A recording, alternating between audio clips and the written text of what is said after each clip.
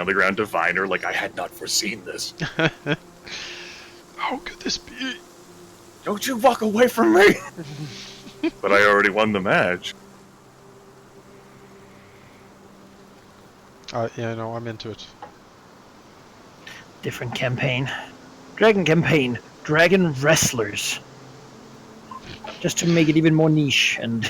Yes. I'm gonna need something better than fucking T-Rex T-Rex about arms, wrestling, though. I know. T-Rex arm. Yeah, that's not gonna help much. The mean tail slap, though. Right. Well, you could have played a monk, but... Nah. Monk seems dumb. I'm just dragon monk, just... Yep. A monastic dragon. The like the flying crane kick from the dragon. I don't even know how that would look. Very anime. Very, like, I don't know. I'm not sleeping, I'm meditating. God. Excuse me. Yeah, I don't You know. never understand. Oh my god, what? Oh. Valley Girl Dragon. Oh my god. Alright, we should totally go out and do something, because, like, it's over time, and now I don't even know what to do anymore. There you go. Anymore. So we're supposed to discuss and confirm our goals before we get started? Yes, the first thing we do, and this is the order, is that we have 2 empty goal slots. And the first thing to do is to put something in them. If we can't figure something out, we just leave them, and they'll be empty for next session. Just means that we can't solve them this session. I mean, that's all really. Okay. You know, but ideally you'd want to have something so you can get some XP from it. Yeah, I think we discussed 3 goals in the group chat. One was laying an ambush for the cultists or whatever hiding in the ruin. The ruin, yeah, that's the word I'm looking Whatever for. it was. And I'm pretty sure we were... Actually, nobody said anything about that, but I'm okay with it. I said I was Actually, amenable you to it. did. I'm fine with it, yeah. It sounds reasonable. Yep. Sure. The thought being for people in chat or who is watching is that the first scout group were out to find the other dwarves and we killed them. Probably when they don't return in a while, they might send out another group and we can waylay that group as well. That way we And then they sent another group. Well, at that point, they might not do that anymore, but the hope is that we take out the group they send out and then immediately assault their keep, because then they are divided, like they have lost a lot of their troops, and they have not yet like raised suspicion enough that everyone is collected in one room. You know what I mean? So here I have a comment on that goal. Laying an ambush is pretty easy, since just doing it, I mean, even if you get killed doing it, it's you'd ambush people. Really, it's just a matter of not being discovered. Now, you could also say, you know, defeat the plague cult as a goal, which might be worth more. Sure. But you know, that's really up to you if you want the seems fine to me. We want to kill them anyway. It seems the ambush is a step towards defeating them. So if we're going to do it anyway, we might as well put the harder goal on it to get more out of it. I will say, like, the goals are worth more and more the harder they are. So easy ones are easy to get, but they don't reward too much because it's easy. But mediums are pretty good, and harder. Well, you know, we can probably put the harder one on that then. We're just working to defeat the plague cult anyway. Might as well just like that. Ultimately, is the goal. Yeah. Feed the plague cult, and that sounds like a medium goal to me. They're pushovers. Medium. Yeah. We have a second. For the second slot, I suggested 2 things. One was to go hunt something significant. We've never hunted before. We've never really had to hunt before. And just eating goats is a bit, we could, and it'd be fine, and we'd survive, but that's not really the point, is it? It's not about surviving, it's about dominating and being, strong and things. So I'm sure there's like something big, like old Scarface, the legendary warthog, or Bloody One Eye, the cave bear, or one of those random elites that you would find. Something that if this valley were more populated, it would have like a story behind it because it's so badass. Mm-hmm. And then we eat it, and then it's great. I think Grimith wasn't too interested in it. Yeah. I totally get why it would be something that a dragon would be interested in. It's just something that I personally am not. I think that it could be combined with the previous goal you had suggested, the idea of luring like one of those like giant birds, maybe a smaller one. Or it's good to have dreams, right, about what size the bird will fucking be. But like, if like one of them gets lured into thinking that like they have an easy like target, and then we all pounce on it before it can like fly away, then you have like your hunting thing, and you also have the satisfaction of disassembling the bird. That's a great way to combine like two ideas into one, and sounds harder, right? Which is what you want for more XP. Okay. And also, it's easier to find than the one-eyed boar with like scars covering the leathery like old spears sticking out. The only like people we have to get legends from right now are fucking this dwarf. Cultists tell us of the ambient life. The valley certainly seems to purposefully not have a lot of people in it.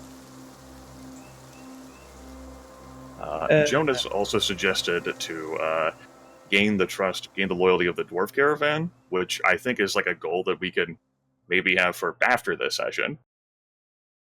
Mm-hmm. Yeah, that sounds like a long-term thing. Loyalty is one thing compared to service. Well, yes, we already have service of a sort, but to rule, you need to instill some sort of loyalty. Power is best employed when those you rule over want it. Even when they have the chance to leave. Exactly. They stick around. That would be a long-term thing, certainly. Yeah. As for me, I still don't have like many goals of mine to suggest to the group. I have interest in goals that we already have. Same for me. The goals that we have are things that I want to do anyway, so I don't see any reason to put more in because I'm already working towards a few.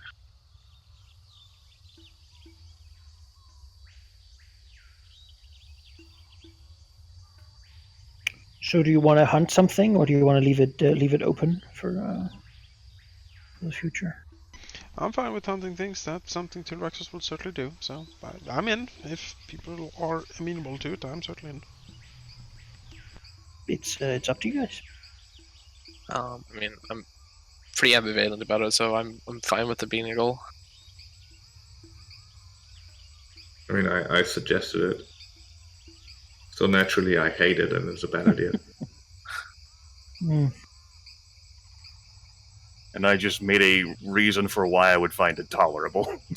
Instead of defenestrating it, along with sheep's body. Wait, sounds like we're slightly beyond ambivalent, so unless we have something better... Like, test your might against a big flying foe. Sure. Need some more against a creature that might think it's more powerful than us. Like those birds that have been fucking lording over the domain. I mean, make it harder and say kill a great bird.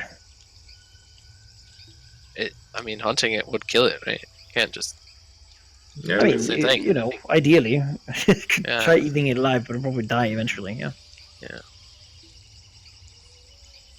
That would be like one step below conquering the skies, and maybe a good stepping stone.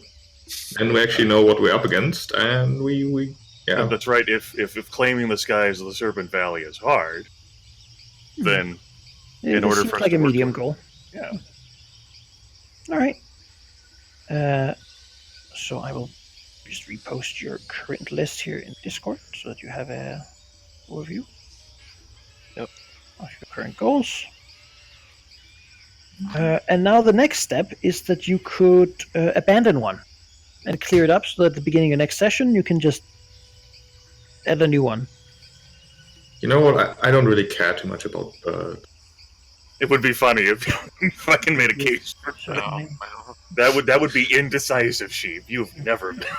I mean, eventually there'll be a goal or something that you've bypassed, and it's in the past, and you don't really want to go back to that remote corner of the world. So, At this So time, what? I'm all right with our goals, like here, and wouldn't make a case to remove one of them. What does embracing a compulsion really mean? it Getting a means bonus to your that roll on you, it. you know, you first you get compelled enough to gather up your essence, and when you then embrace it, it means that you use it for a skill check. Oh, well, that's easy as it says there. You So have to get basically, it first, though. and it's a little meta. Goals generally won't be, but I figured it would be a good way to reward continuously thinking about opportunities to compel each other and to embrace those compulsions to get the skill benefit of it.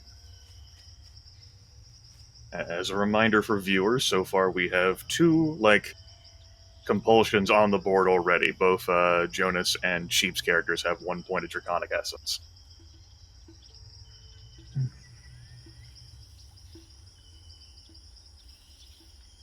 It's too much effort to get Draconic Essence.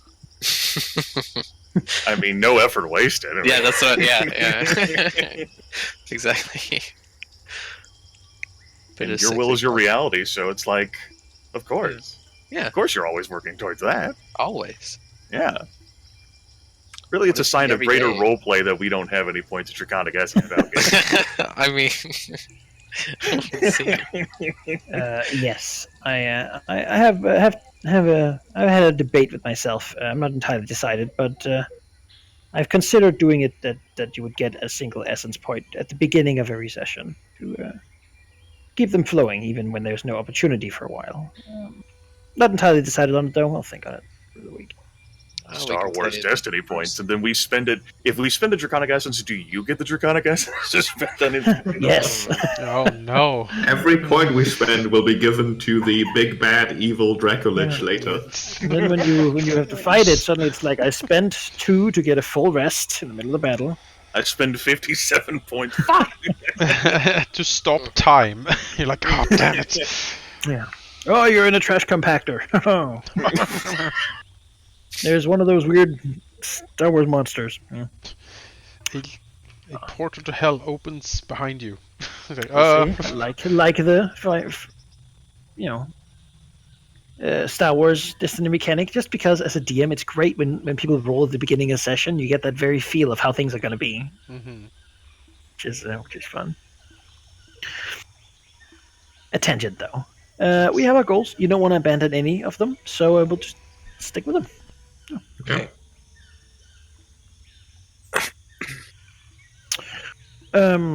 Which means that we would want to move on to a recap.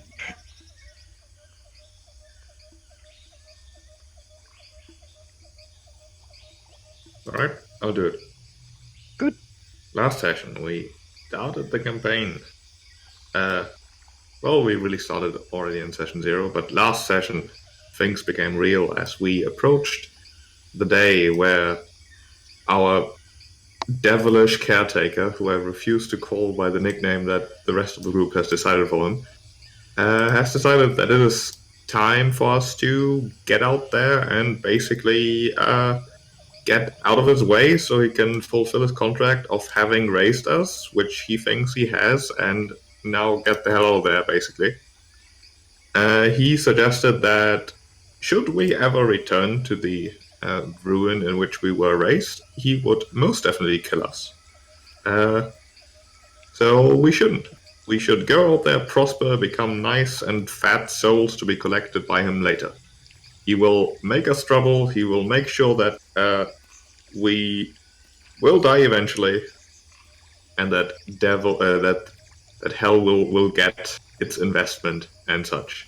But before that, he gave us a lot of information about the valley around us, so that we were better prepared and ready to face whatever lies ahead.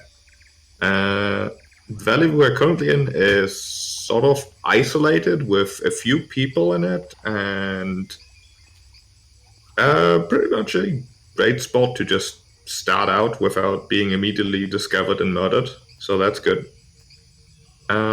Specifically, he gave us a few goals, which included collecting one of the imps he lost. There is a group of Faians from Fae here doing whatever.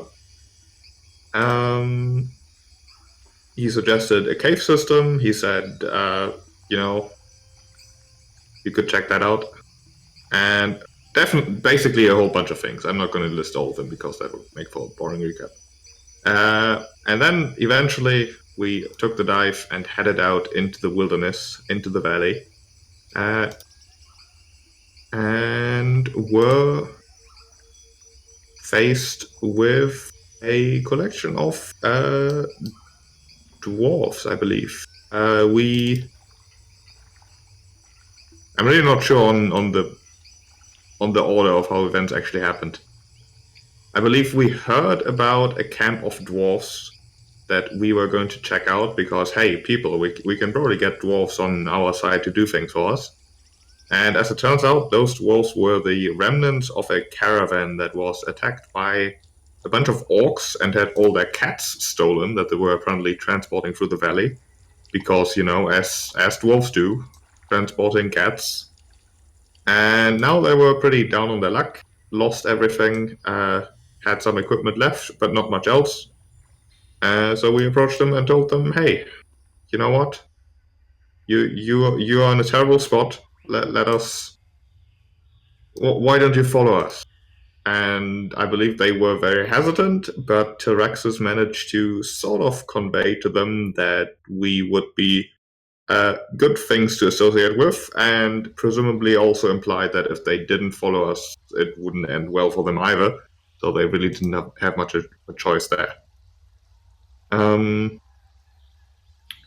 After that, how did we get to the next part after encountering the dwarves? Help me out here. We traveled to where they had been attacked by the cultists after fleeing from the west due to the orcs. So we returned to their old encampment. We headed north. Oh yeah, to the dwarves. To their old encampment. And yes. Once we were on the way there, we did find the cultists who attacked the dwarves. They were at least their leader was inflicted by what we assume is the Spell Plague, the blue fire or whatever that burns away magic. I think that's how it goes. And he was a very strange person, but we killed him, so that's no longer relevant. We did, however, find out that there's more cultists hiding in a bunch of ruins, and we intend to make sure that they go away by killing them.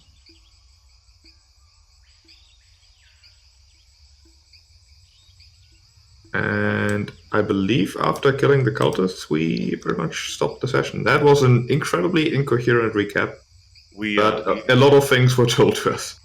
After being ambushed by the reanimated dwarf corpse of the wisps, and then attacked by the cultists, we headed further north, seeking the source of where their base was, which is near.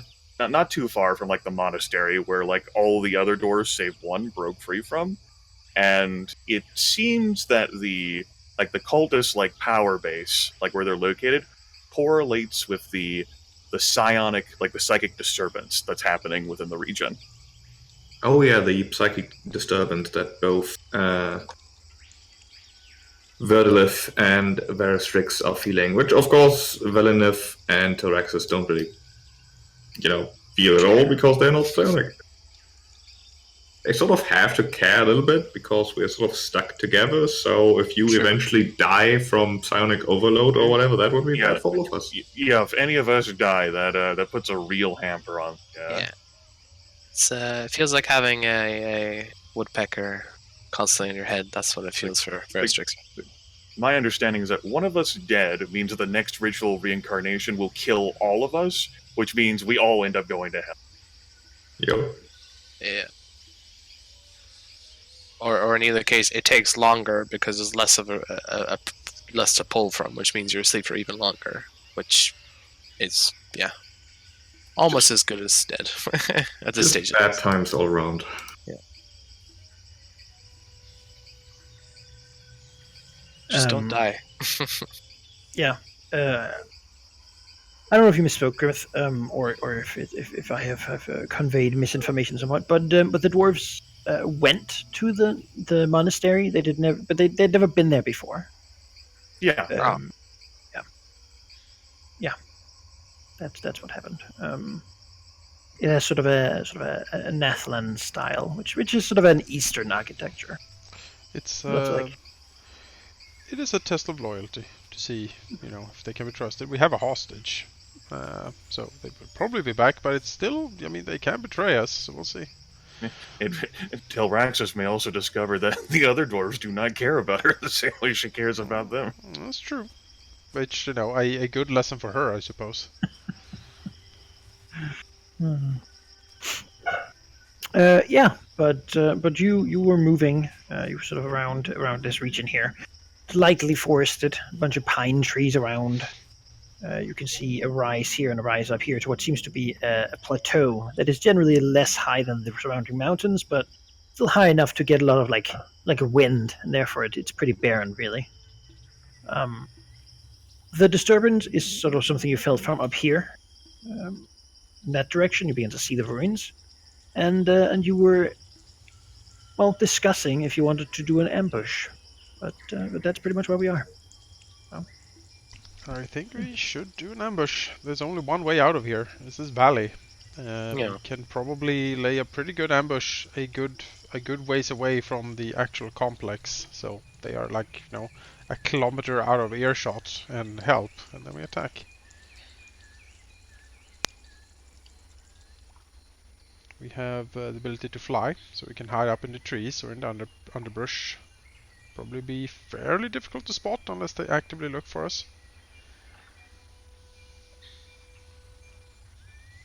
Which, I don't think they have any reason to do currently, because they don't really know what's up.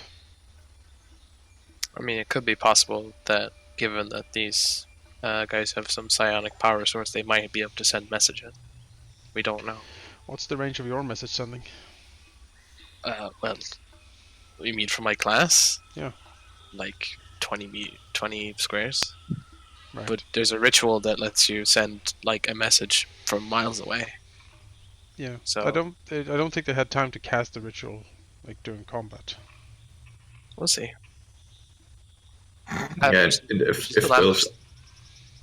If the people currently in the ruins attempt to contact them via a ritual, that's not going to work, and they're probably going to head out and be like, "What happened?" Yeah. I don't think they would have been that concerned after their recent victories. If they were, we'll find out whenever the ambush occurs. They did seem supremely arrogant.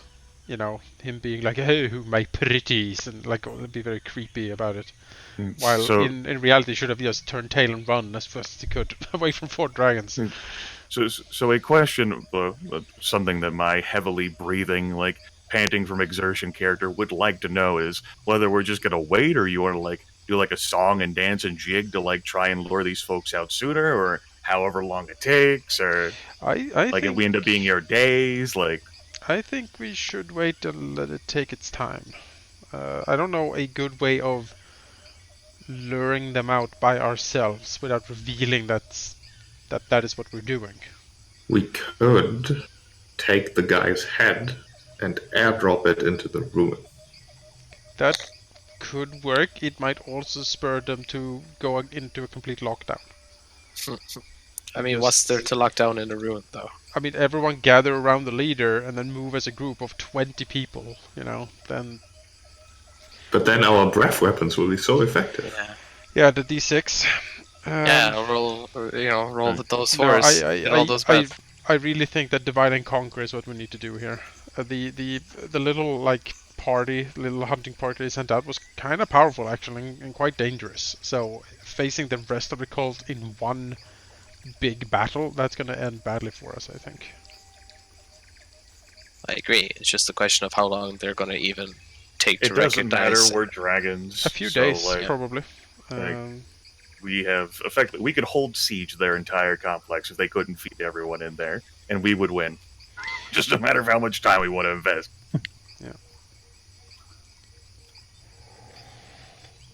My character is all about not exerting effort. So we could just tell Raxus is saying that they'll come to us if we just wait. I'm on it.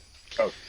That seems very likely to me. They need to go out for supplies at some point, if nothing else. Although I do think in a couple of days, at the latest, they would be like, "Where's our hunting party that we sent out? Well, we probably should go and take a look." That's what I would do, at least. I'm sure the best test is to just try, I suppose. Let's give it a go. Alright, Manaki, we will then approach the valley, and we will be on the lookout for like obvious trails and like ways down the mountain if their wounds were up like in the cliff sides. It's probably fairly difficult to traverse, so if there's an easy way down, that is probably the way they will be using and the way we will be trying to locate and be watching as they, come down. Sure. Does anyone want to give me a perception or nature check, whichever you prefer? Sure. Seems most fitting for you, Jonas, since Tilrax is spearheading. Actually, I would like everyone to roll. Oh, no. Since it's not just for what you're asking. Either way, I have a -1, so let's roll. Spearheading is exactly how I would describe it. So I got 21 for my nature check. I'm a green dragon, so Yeah. 19. All right. Interesting. That -1 there doing work. It's just light pours out of his face. Like, oh, I see everything. Like I was gonna be like an adorable, like almost like my puppy, and just like smother myself in leaves and like poke my head out. Like that was roll around. Frolic. Perception. I got a nice 0. I don't think anyone. Manaki did bring it up in the first session. We joked about it before, how like none of us has the skill tax perception. I'm so proud of our group. It is Fine. Right at that half level, a 1. There you go. All right. So Tyraxus is looking up at the mountainsides, scrutinizing them very well. Turns out that there's nothing there to see. Yep. But what the others noticed, that once maybe Verstrix is like looking down with the headache, and Verdilith, it's just the green dragon notices these things. Is that there seems to, as you're sort of near this valley, between the monastery and this alleged ruin, there seems to be a lot of disturbed like plants. Like trees have like claw marks on them. Something big is like scratched into the wood. Like a lot of the bushes and such here seem to have been sprouting large thorns, which have then been bloodied. You can see areas that have been hit by some of the spellfire around. It's clear to you that there has been like combat in this area. And it's also quite clear to you that, it has been part of the cult and someone else that has been, or something else that has been like scratching trees. I mean, unless the cults have some sort of big thing, something large has been trying to kill a bunch of them here. Is there a way to identify, perhaps a vague idea what this thing could be? I feel like Grimith, you did nature there. These are bear marks. A huge bear has scratched and broken a lot of these things. How recent? Beyond that, the signs seem to suggest, at least from the fire and such, that whatever the cult was fighting, they were freaked out, and there seemed to be very few opponents, but they're clearly enough to scare them quite a lot. How recent? It seems to be maybe a couple days ago. What if we find some of them seem a bit older, maybe a 10 day or so. Would this have been before or after we fought the group? Definitely before. So, okay. So the group has been sent out after this attack here has been? Yes. Okay. What if we looking find around this the area, bear? it seems like there's been more than one attack. What if we find this bear and lure it back to the cultist? No. Because if the How? bear wanted to be where the cultists are right now, the bear would be where the cultists are right now. Maybe we can herd it instead. Scare it over this way.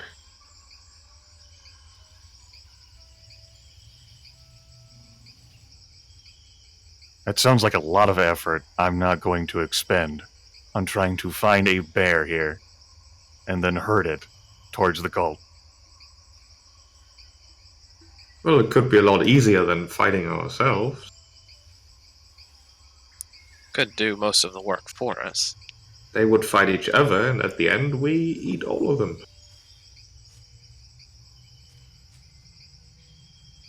If anything, it would be less effort. It is clear and calculated ambushing, the same that we're looking to do. But the bear is not just a bear. But aren't you curious what this bear can actually do? I'm gonna, go here, and I think I'm gonna compel Verdilith here. Verdilith, I don't think would be curious. I think Verdilith doesn't care because it's a roundabout way to get something, and Verdilith would rather just sleep in a pile of leaves for a while until someone comes around. Absolutely. Like, we can see what the bear does when the bear fucking shows up. But as far as my character's concerned, this conversation is over. And kind of regrets telling Valagnif the bear was involved. Path looks like the only one from the ruins up there. So whoever is coming, they will have to pass through here. Is this far enough from the ruins that combat here would not alert it? Like, is it out of earshot? Okay, that's good. It is. Then this seems to be the place. Yeah. As for the bear, I don't think Chirax is like he would like think like how do you lure a bear like anywhere? You would have to run in front of it, and he's not running from anything. No, the bear runs in front of us while we scare it this way. Looks From around like a at pile the- of leaves, like Verdilith says, "Tell Raxos, remember the last great idea he had." Chirax frowns deeply, and then he'll say, "We don't know where the bear is. It might have fled. It might even have been killed somewhere. You said there was blood, lots of it. We don't know where it is, and although killing it might be an interesting challenge and a trophy, it seems roundabout to what we're trying to do. How do we even get the bear to climb the mountain if it clearly prefers to be down here?" Fine. We would have to scare it a lot, and if the bear fought these cultists to a standstill, which seems to have been the case, it might not scare easily. From the pile of like leaves and moss. It also gives indication that the cultists are expecting to be attacked by bears whenever they come down, not us. It's gotta be great. I wonder if there's more was it one bear or was it a few bears? It's hard to tell given the tracks probably are multiple. This happened multiple times. A multi-bear. Yeah. So it's hard to tell if it's like from the same incident or. It's like a herd. Has the bear's been attacking this continuously for several weeks? That's interesting. Well, yeah. We can go look for the bear later, but for now I think. I mean, or if it comes back, if this has been an ongoing thing, maybe the bears comes back before the trap is sprung, and then we can just observe it and see what happens. That would be nice. Yeah, but I think we'll set up an ambush here. Sure. Runila will, ask whether she's like, what should she just stay a distance or? She'll say she could go out and see if she can find something to eat. Yes, that seems She doesn't have perfectly anything fine. on her, so Yes, that seems like a perfect use of her time. maybe there's some berries of pine cones or something. Yeah, She's getting she has a crossbow she got from the previous fight. She can use that to hunt. sure. She'll check back here in a while. Or she hears combat or something. That seems perfectly It- fine. In retrospect, we could have used her to bait the bear really easily. She hurries up her pace. Tyraxus looks over and says, "No, she's my vassal. She's not to be bear food yet." There wouldn't be a bait there. It would be resolved like how they've resolved all of the other dwarves. Go back to eating a warhammer or something. You should have a bag of warhammers available to eat on like a lollipop. Only eating if you swallow. It's more suckling. Tyraxus will ponder this as he finds a hiding spot. Yeah. Let's see how well you can set up an ambush. How about some? You know what? Let's make this a small skill challenge, shall we? Sure. That makes sense to me. If you succeed at the skill challenge, you will have a full surprise round. Makes sense.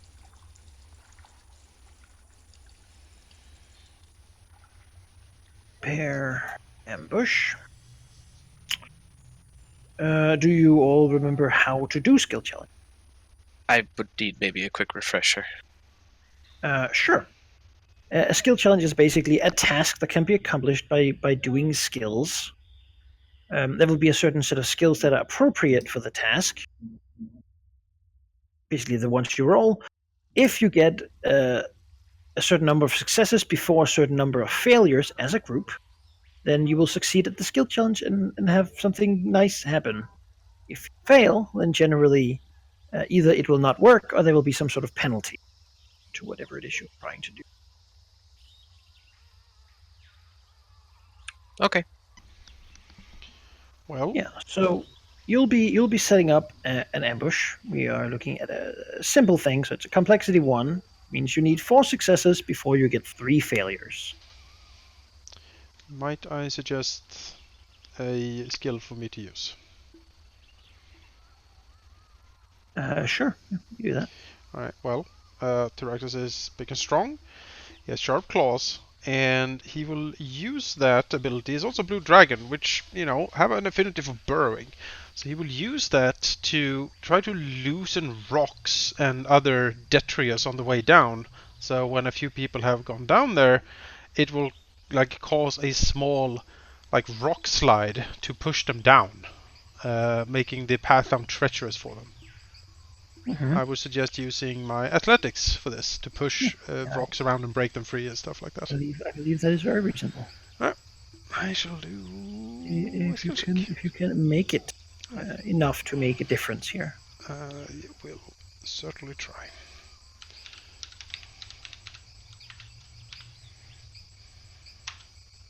That is a 27. Yeah, that is a success.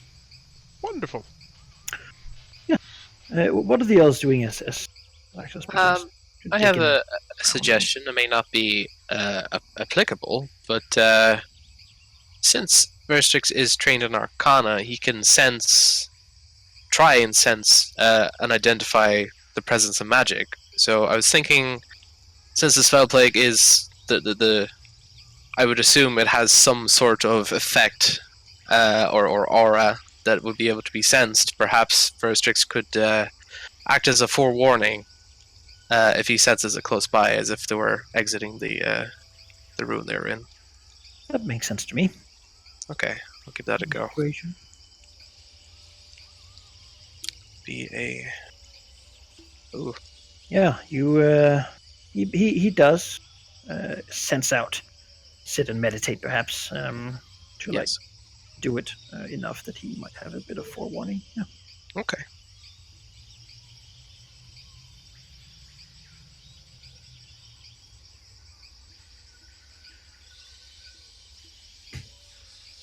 Let's Let's think a moment here.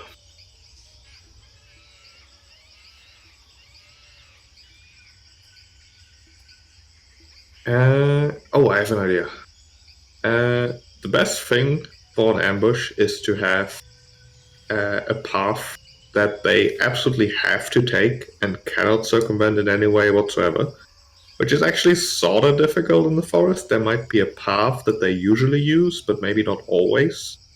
Maybe Verdilith could fell a tree so that it would block a potential alternate path in such a way that it looks like it has just fallen naturally as to not rouse suspicion, but also block the path that they could have taken to maybe circumvent our ambush here. I would suggest using athletics as well as spending one of his draconic essences, because he knows how to destroy things, right? Mm-hmm. All right, and your compulsion here is in destruction is truth revealed. Yeah. He is sort of reversing that in the sense that he has a truth that he wants to show by destroying something. The truth he wants to basically The true path is revealed by where he's not. All right, sure, yeah, do it. Spend your points and. All right, I'll spend a point, which means I have a plus 11. Actually, I have a plus 13 because I also have a plus 2 to athletics. Good heavens! He murderates a tree by smashing it and breaking it, and discovers that inside there's like wood. Some centipedes that are very surprised at this assault. It may be a squirrel that runs away. Actually, there's no squirrel. Yeah, notably, there's very few small critters here. Yeah, that works. And it also tacks off on a goal.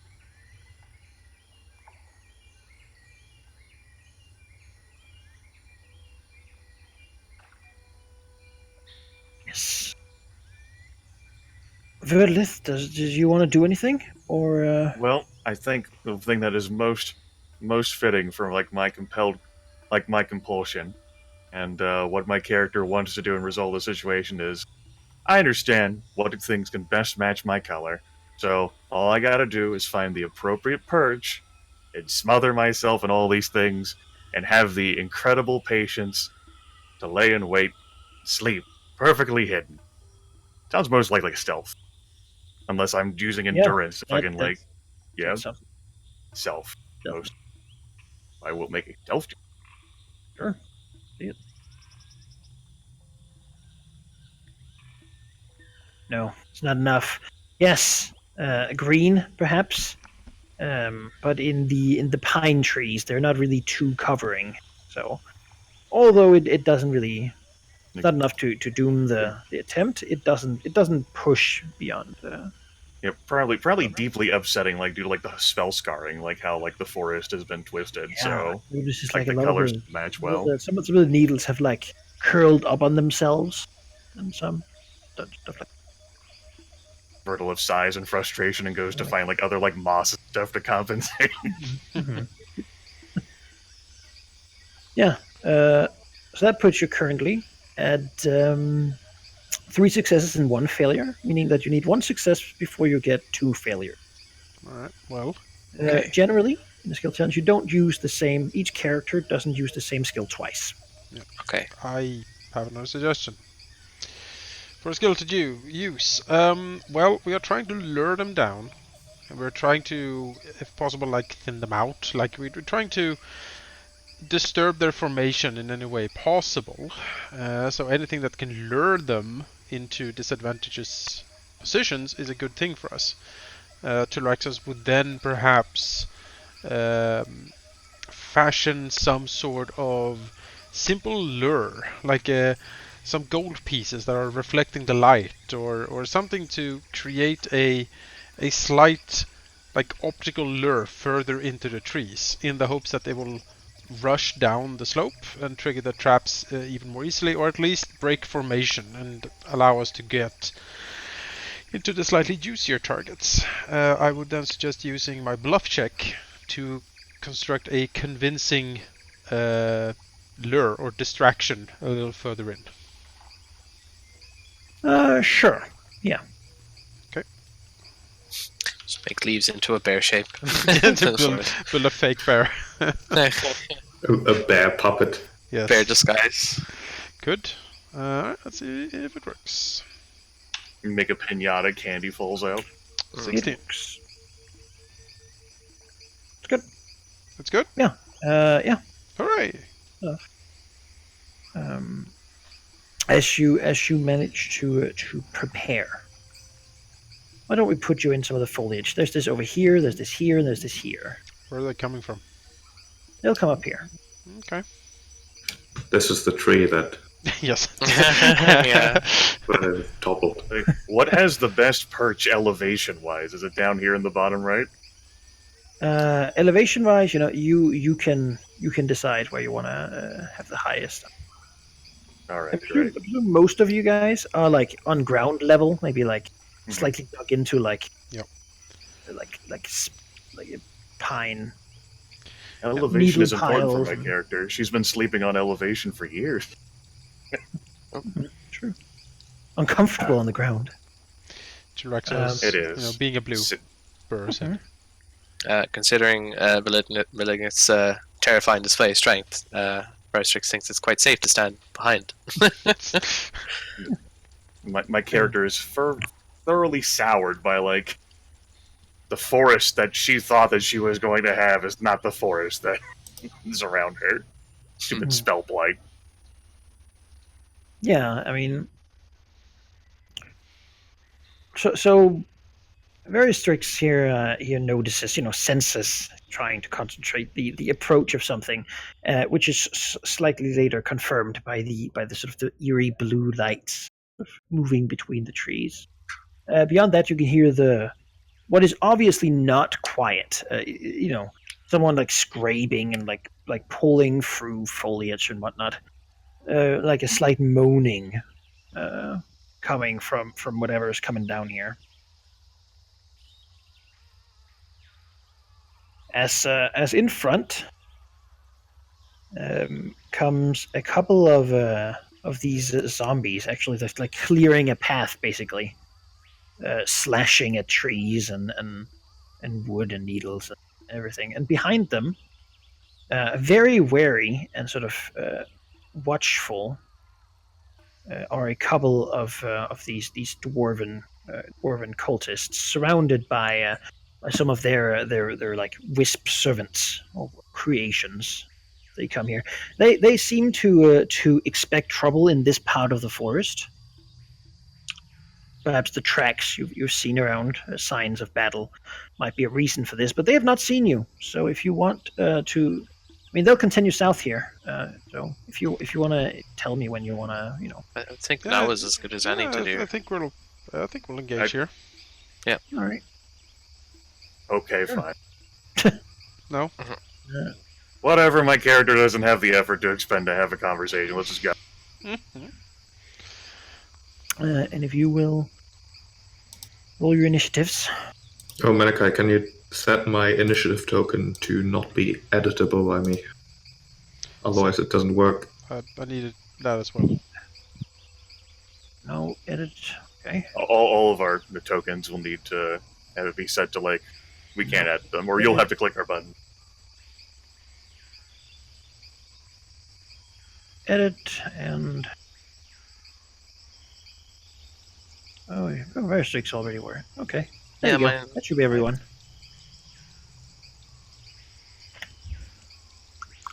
Oh, I thought we'd make a Wow, ladder of numbers. yeah.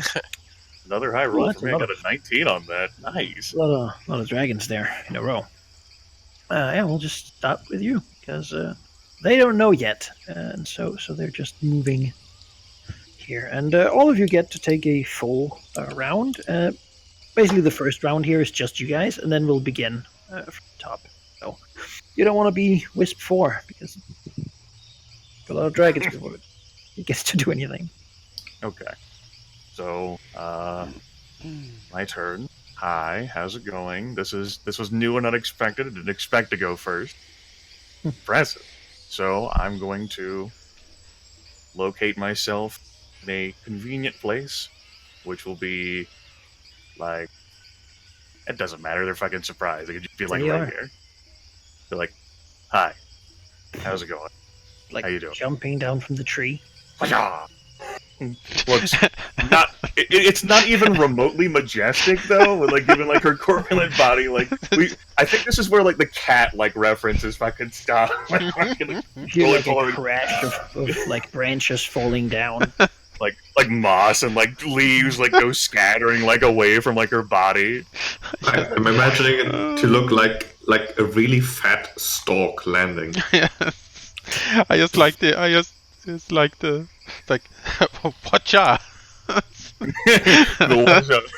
Very compelling. And Yeah, convincing, yes, yes. I'll say. So, first thing I'm going to do, well, after the move, is spend a minor action, and I'm going to put an augment point on this to execute Battlemind's demand, which is going to allow me to mark 2 creatures and up to a close burst 3, which I'm going to make both of the Spellscarred Dwarf Bolters. So they've both been marked by me. Well, don't I have a green mark? Let's make the green mark. There we go. And then I will go ahead and, as my standard, utilize my daily. This will be my Steel Unity Strike. This flurry of like anger and cheated like forest and like ruined dreams and a stupid conversation about luring a bear with Verdilith resorts in a flurry of like fat limbs and like tail slaps and like wing buffets targeted against this spell-scarred bolter, activating the Steel Unity Strike. 18 versus armor class, or whatever it would be, because she's surprised, whatever. Yeah, that hits. Alright, that is a low roll on the damage. When they're 10 surprised, they undead. grant combat advantage. Okay, cool. So, 10 untyped damage, and I will assume the Steel Unity stance until stance ends, which is basically going to be never. As I go down, I will have an attack that I can use as an opportunity action. Alright. That will be the end of my turn. So Raxos, there's been a roar, and the Dwarven Bolters are certainly like trying to get their weapons in order to go for Verdilith here, not yet realizing what exactly is going on. Tyraxus is fine with this. He will. Let's see here. Well, I can't really make it over there because I'm fat. So I will make it over here. Like so. As a minor action, he will use his Dragon Breath in a close blast 3 to hit the Bolter, Wisp 3, and Wisp 4. Nice.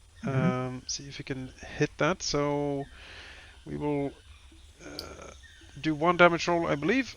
And then we'll do the 2 hit rolls. Is there any bonus to hits on surprise, or is it just they don't get... You have they get combat advantage, which is +2. Okay. Then for the Wisp... 15 versus Reflex.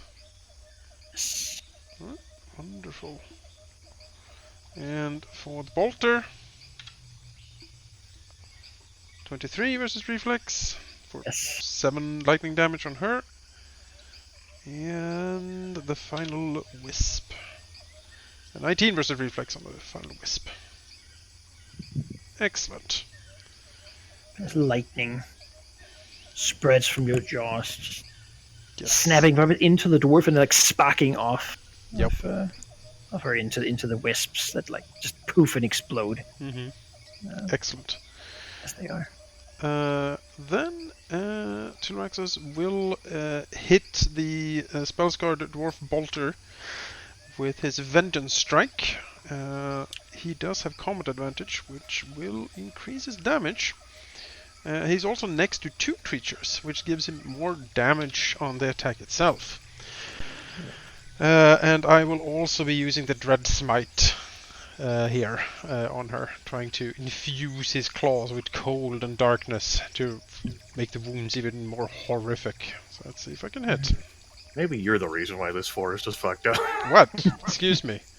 16 versus AC. Yes, that just hit. Yeah. Wonderful. 20 damage. And then we will do the smite, which will add an additional 5 cold necrotic and 5 cold necrotic ongoing save ends. So in Vengeance Strike, that's an encounter too, no? Yeah. Nope. Or at will. Oh, That's at will. That's a lot of damage. That is. I get Yes. quite so a that lot is of damage. total of 25. He gets extra damage for having combat advantage as well. Combat advantage grants me extra damage. If I have more enemies around me, that grants me extra damage, so it stacks up quite nicely. Excellent. As the roller, I mean, what does it look like, this Vengeance Strike? Like, what is it? Well, it is like Tyranxos seems to like surrounded by enemies. He is just like the more people that oppose him near him, the more angry and vicious he gets. He is a Blackguard of the domination and like fury bent, which means that the more opposition he encounters, the more force he applies to subdue it. These like creatures are to him pathetic and puny, and they are trying to stand up to him. And as they press in, like their pathetic assaults trying to claw him down, he will have none of it. He will show them the true awesome might of a draconic force, and that just inspires him to be even more vicious in his attacks. And like, you know, the claws dig in, the bite, the tearing, it's just awful. And as his rage does so, like his claws and bite is also infused with this like cold darkness that just makes everything even more horrible. Imagine like a frosty morning mist, almost like bellowing from him. Yep. Perhaps also chilling him because he's not a white dragon. Like no. You can definitely see galvanized. like there's like frost build up on his claws, and like the shadows sort of flicker and swirl around him as he fights. He clearly has something within him that he like lets loose when he gets going. But yeah, that is a move, a minor, and a standard. So I am okay for now. I like that. Right. Verdilith is going to attempt to capitalize on the fact that these guys are surprised by running into them recklessly. And then, order is very important here. He will actually use his Rune of Mending right away, allowing Tyranxos to spend a healing surge. Actually, yeah. If you wanted to spend a healing surge, you probably would have already spent a healing surge. Yeah, the thing is, though, I also then give everyone a bonus around me. That's fine. I can spend a healing surge. So it's a little bit of overkill, but I will also give everyone a +1 to every defense until the end of my next turn. I mean, if it says they can, it doesn't mean they have to. And your attack still works, true. right? That is true. You don't have to. Yeah, that and you still is get your bonus. Okay, then I won't. That's excellent. Right, but everyone within the burst, which is a burst 5, which is everyone currently, except for Veristrix, will get a +1 to all defenses. That is a minor action, move action, and as the standard action, Verdilith is gonna... Veristrix is in a burst 5. Is he? Yep, this is a burst 5. Oh, yeah. Oh, yeah, sorry, it's like 6 That's distance. nice. Cool. Oh, yeah, because diagonals. Yeah, right, okay. So everyone gets one. And then as the at will, Verdilith will attack this zombie with the Word of Diminishment. Doing the destruction. The word of diminishment. Diminishment. Yeah. I diminish Diminish you. the zombie. It will be 15 versus AC. That hits. Yeah.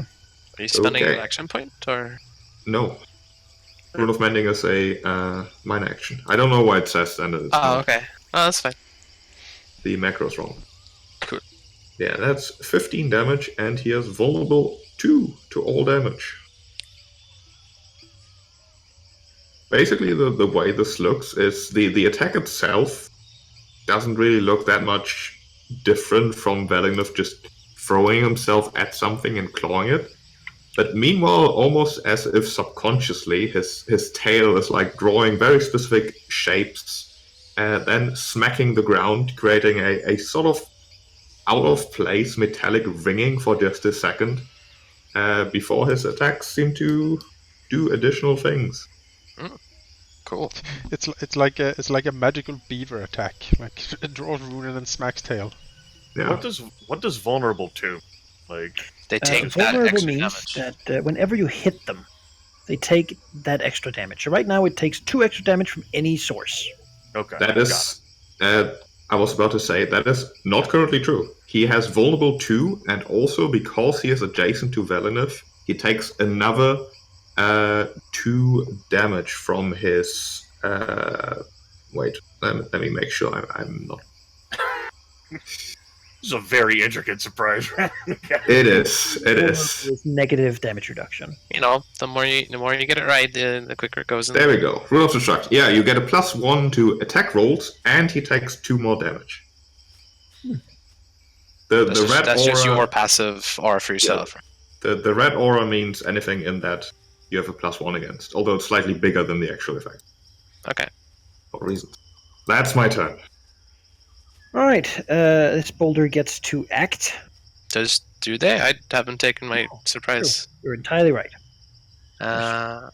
Well, speaking of dwarf bolters, Verstrix kind of has a personal vendetta against them. But first, there is a zombie in the way, so he will minor action breath weapon. Try and hit it. So, does that bonus to hit them only apply to you, sheep? Or I'm muted. The bonus to hit applies to everyone. okay, even if I'm outside of yours, you Yes. caused that. Okay, cool. It applies to enemies adjacent to me. Okay, They are and what using was the bonus again? Sorry, +1 to attack. to attack. Okay. And you do 2 more damage. Perfect. Get used to having to remember a lot of bonuses. All right. Well, that's.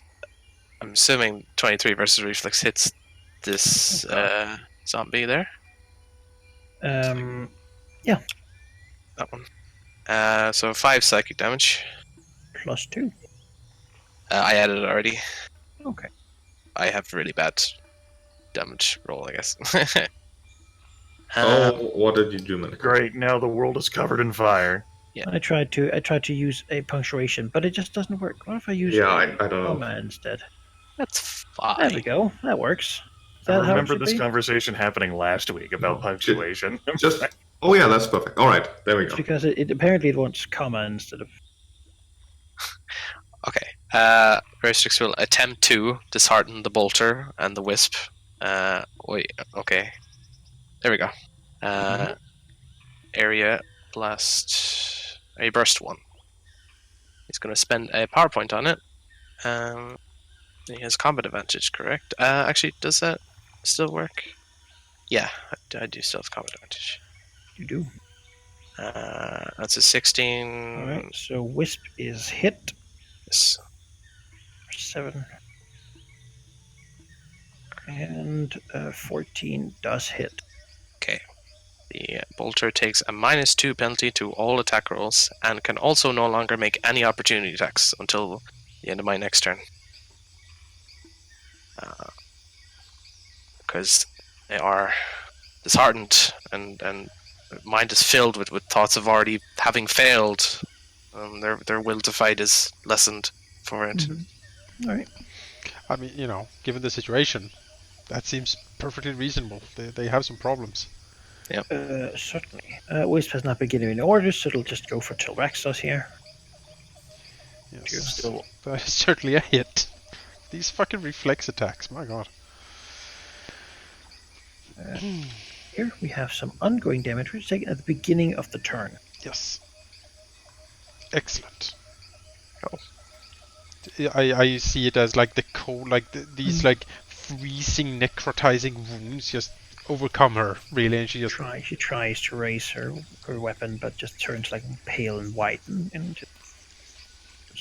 Yep. Zombie here, being a zombie, will try to fight Verdilith and try to grab it, like see if it can get a good hold on him. Oh boy, yeah. 8 damage and you're immobilized. So it grabs you and then tries to move its like diseased maw to have a bite of dragon flesh. Verdilith. All right. What a stunning display of events where Verdilith didn't expect to still have like initiative over this Dwarf one. She doesn't move this fast. This is impressive. Oh, she thinks maybe she's already dead right now, and Probably a lot of things are happening. You can reposition yourself freely because she cannot make any opportunity attacks. Yeah. If you wish. Sure. I was going to shift anyway. We can do that. Just, it's not even like a taunting like dance. It's just like a subtle like glide over like a grin, like a glint of like whether it's the moonlight or the sunlight. It doesn't fucking matter because it catches her teeth. Minor action is going to be to use Dragon Breath against Dwarf Bolter and the Tainted Wisp 2. It's like a wave of poison shooting out of her maw. Against the Dwarf Bolter first, 8 versus Reflex will... No. And then against the Tainted Wisp, 24. Reflex. That certainly does do it. Okay. Then a standard action will be to attack our friend here with a conductive defense. So I'll go ahead and attack Dwarf Bolter 1. 13 versus Reflex. That does not hit. Okay. That is the end of my turn. All right. Ooh. Relax. All right. He sees an opportunity here. While his enemies fall before him. Like he throws a look to Verdilith, but he seems to have that under control.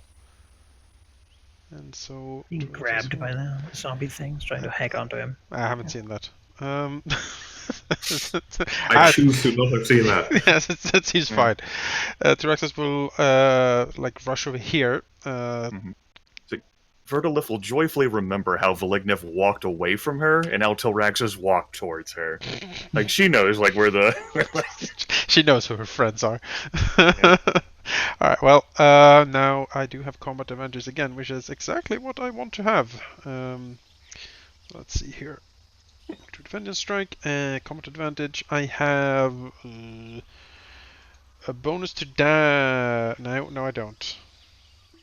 Did I get anything extra from the stuff except the extra defense chip? No. Okay, then we will do a standard attack here. Swoosh! 28 versus AC, yes. Poor enemy will not have an opportunity to trigger the rest of my day. And poor dwarf. 21 damage as Tyrax's horrible claws rip into this poor being. As he probably still has a lot of wounded pride from what happened. Yeah, that's actually max damage. Very good at damage rolls here. Yeah. So like just as the Bolter is like ready to, like, you can see like the eyes begin to glow with the blue fire, and like this dragon is stepping ahead in front of us can at least hurt it, maybe scar it to bring forth the curse, but then from behind, just like that moment of like, she just begins to realize, and like, oh god, she has to act, and then the face just stills into a freeze. Tyraxus just slashes her up from behind, blood and guts flying everywhere, as his big jagged claws rip it to pieces. Verdilith nods approvingly. Tyraxus is done. Right. First of all, since the zombie attacked me, Verdilith, very, very, very wrathful, which means he gets a +3 to damage. He will then, as a minor action, that's the word, use his Rune of Mending on himself, this time with destruction in mind, which will mean he spends a healing surge and has a +2 to damage rolls. So right now I've got a +5 to damage rolls. And then he's gonna he's gonna use the Word of Diminishment again, this time with destruction in mind. Means he gets a +5 to damage. That is 17 versus AC. That hits. For 15 damage, +2 from the vulnerable for 17 damage. There we go. Collapses. Red Dragon deeply offended by what transpired. No longer immobilized as the thing was just about to bring its like horrid broken teeth. Somehow teeth have like grown more longer than they would normally in that person. And no. And now I can't move. Can I move now? Can make After he's dead? I mean, you did move before. You should be able to. Yeah. Alright, move here. I next. can't move. Could I entreat you, Sheep, to move perhaps here to help me flank? Okay. Do I have to do fancy movement to not get attacked? Yes. You would have to. Alright, fine. He'll do that. Various tricks. Well, with Blackguard tying up the zombie, it's Verstrix sees a chance to invade its mind and try and explode it from within. Use his last point for this. You've got a +1 to attack and a +2 to damage. Okay. Okay. I'm very unlucky. might hit. Whatever power is within in the zombie keeping it up, it is stronger than the. Well, minor actions are things that you will already have combat advantage, so that doesn't matter. He'll just series. That's the interesting thing about fighting alongside Verstrix. You can never really see what he does too easily. It's not very flashy. Looks as things that they die. I like it to see it as like him lowering his head like serpent-like towards something, and like his eyes thin a little bit, and then maybe there's like a shift or something. The eye flare. Yeah, exactly. Glint in the eye. Like, I need some glasses. Yeah, just your glasses. Zombie really tries to grab Verdilith, but perhaps he is ready for it this time. This time. He sort of tries to grab him. There's no mental guidance. Sort of shambling. Standard action is going to be charge. I will get a +1 to my attack roll from the charge. I get a +1 to attack sheep. If I can spring break. Ow. Get my hand while fucking waving it. I have +2 to damage, provided that hits. I will spend my final power point to augment deductive defense and make an attack roll. 17 versus Black. Yep, that certainly hits. That will be 8 lightning damage. It will take 4 lightning damage whenever it hits one of my allies. There's a question. On a charge, normally you only do a basic attack. Some powers can be used in place of a basic attack when you do a charge. Then it wouldn't be a charge then. So Sure. It's still 17 versus reflex. Yeah, Okay. and she still gets a +2, which is Got it. The attack bonus is +1. Oh. The damage bonus is +2. right. Yeah. So, Onto the start whenever it hits one of your allies. All right. Give it blue aura. and then, as a minor action, I will activate my Battlemind, marking the tainted something. That'll be the end of my turn. Alexis. Axis will move here. He is in the element he likes. He is flanking.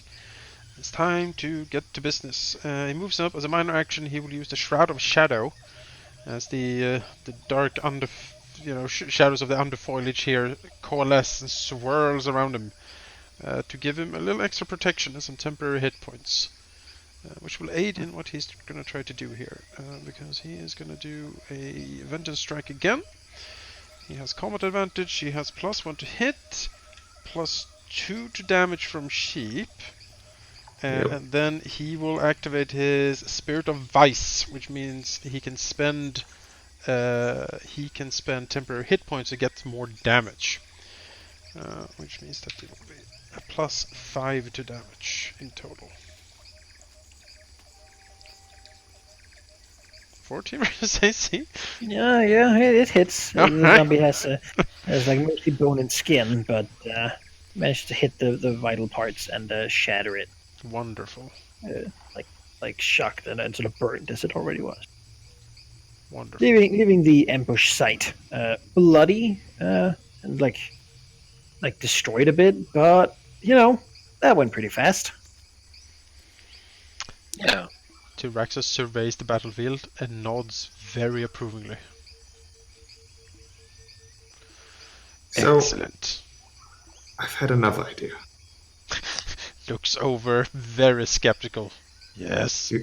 You know how the cultists are in a ruin? Yes. Ruin means old and most likely decrepit walls and ceiling. We can collapse them. Eyes thinned. How? Well, I don't know yet, but it's possible. Nod slowly. It is possible, although whatever psychic disturbance is emanating from there needs to be investigated as well. If we bury it underneath the rocks, whatever is in there might affect Verstrix forever. Probably not going to make it worse, and we can dig for the rubble afterwards. Oh, Velignant, if only I could share this annoyance with you. I'm sure you would completely disagree. Well, you are sharing an annoyance with me right now. Tyraxus snorts, takes a step back, and then he will take a short rest, just catch his breath a little bit. From the bed, that Verdilith has already like smothered herself back into, like an eye is lit up, and as she looks towards Velignith, she says, "Aren't you the one who's all about understanding things by destroying them? If we cause a cave-in, we won't be able to understand everything that's inside. What if we then have to proceed to break through the cave-in to get a closer look at things inside, like the psychic disturbance?" Just because there's a bunch of rubble on top of something doesn't mean it's now impossible to investigate. I look forward to you removing all of that rubble. How about this? We approach the temple. Now their force is as decimated as it will be before they raise an actual alarm, I believe. Sort of looks around and then he says, "We can inspect the ruins for collapsibility, if that is the word I'm looking for, and maybe use it to cover our escape, should it be necessary."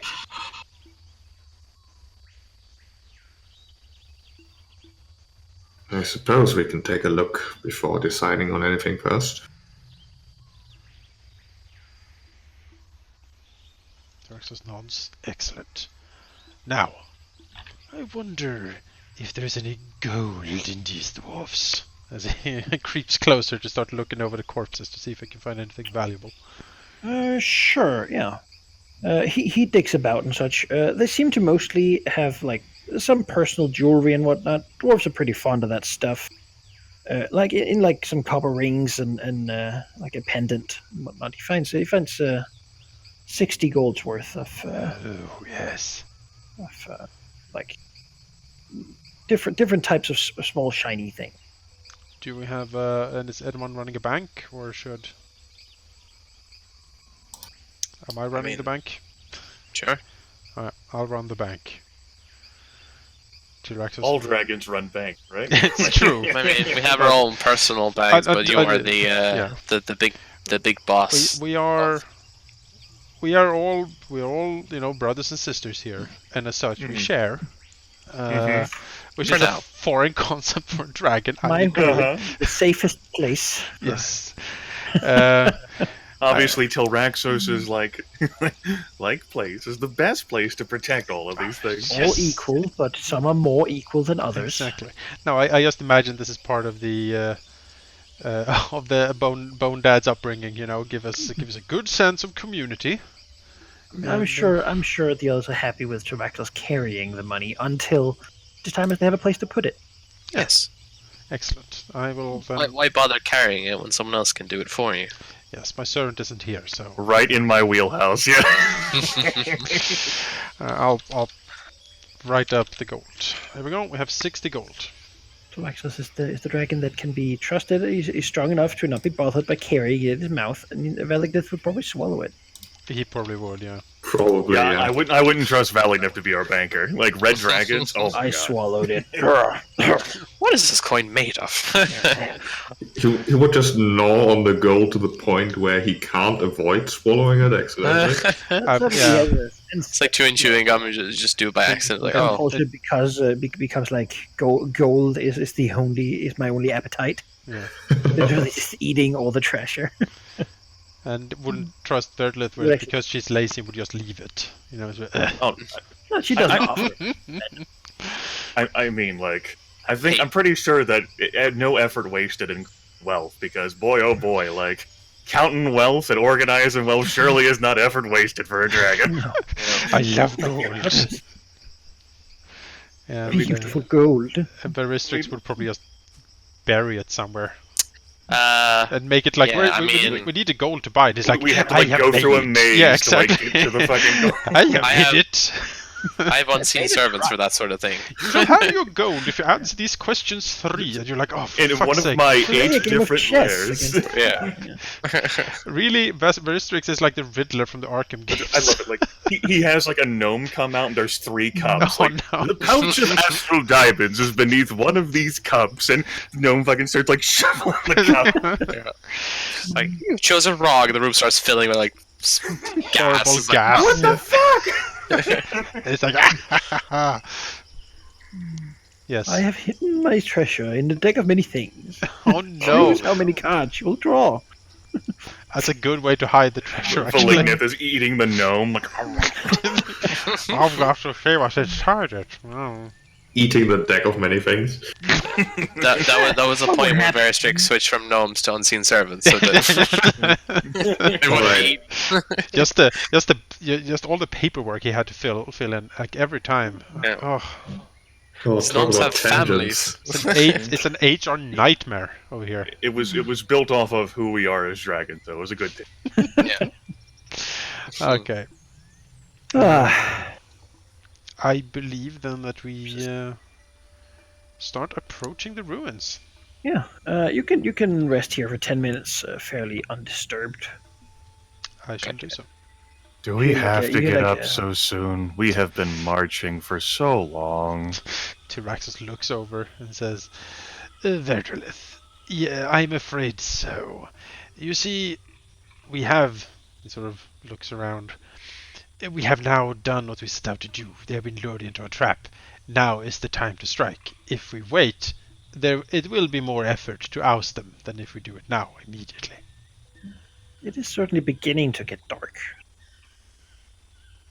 But they're just beginning to weak. disappear. We've defeated them so well. They can't have that many more cultists. Tyraxus frowns a little bit. He looks over to Veristrix and says, has the psychic disturbance changed in any way? Is it weaker now that we have killed a few of them? Has it, Manaki? It remains exactly the same. Veristrix just like grumbles, shakes his head, and says, if it were up to me, I would go right now myself. This disturbance is the worst thing I've ever experienced, even though I am young. You really haven't experienced much yet. Tyraxus frowns. I am concerned that Veristrix will only get weaker the closer we get to this thing. Perhaps we should... Run away? There's like a snort from like beneath like the leaves and moss. It leaves a moss and squirrels fly everywhere from the snort. If there were squirrels, yes. Yes. Yeah, weirdly, there's no such critters. Or little mice. Well, Tyraxus then says, then it seems to me that the disturbance is either from a supremely powerful individual or from an object. Either way, it must be destroyed, yes. Absolutely. The sun's about to set. Looks You would not over. want to stay with me with this irritation. I presume that I would annoy you so much you wouldn't even get a second of rest. Is Verdilith like resting in a tree currently? Basically on like her makeshift like perch with fucking like on like an elevator, like maybe like a mound instead of like a tree of like fucking like probably wouldn't trust one of like the broken scraggly trees to like hold her weight based on like how it looks. So yeah, like a mound of like moss and like leaves and like branches and twigs.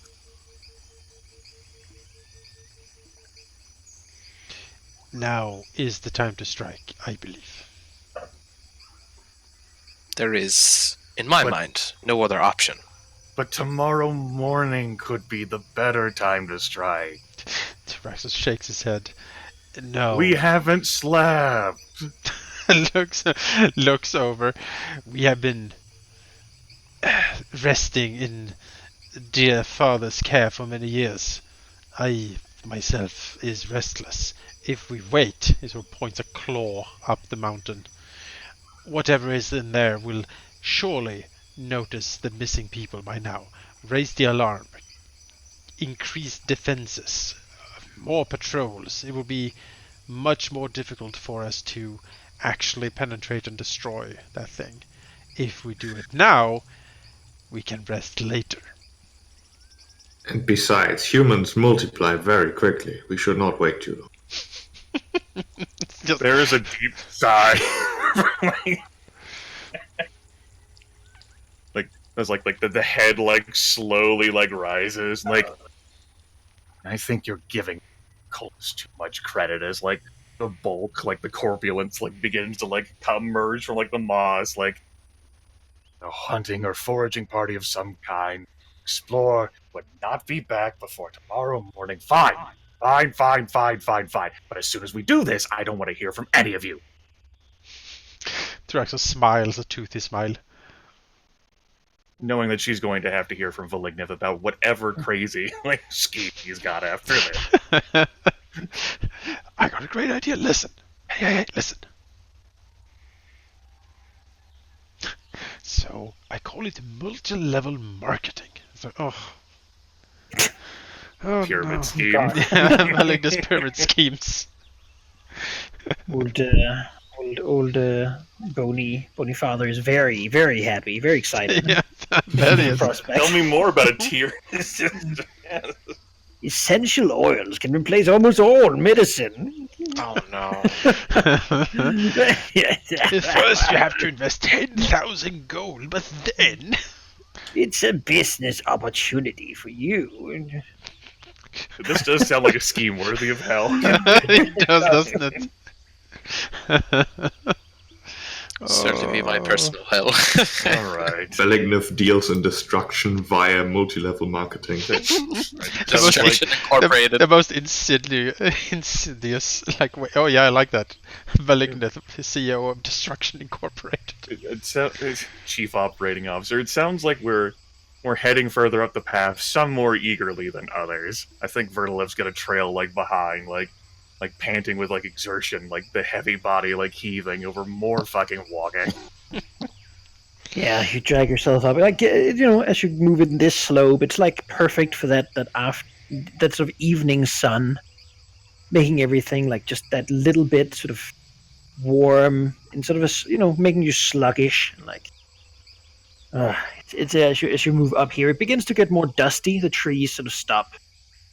Primarily, small like bushes and shrubs replace them. The area here is dusty, and the slight wind comes down from the ruins above. Up there, you can see several sort of large stony pillars rising up, and really, it looks a lot like the same sort of region where your own tomb, sounds more ominous than it's supposed to be, sort of was located. Probably the same builders, though these ones look significantly less grand. There's appears to be quite a few of them. Most of them are broken. Like some of them have collapsed. clearly very old. One sort of stands out, clearly by the fact that already from a distance you can see that around the entrance are hovering some of these blue flame wisps that you have dealt with quite significantly.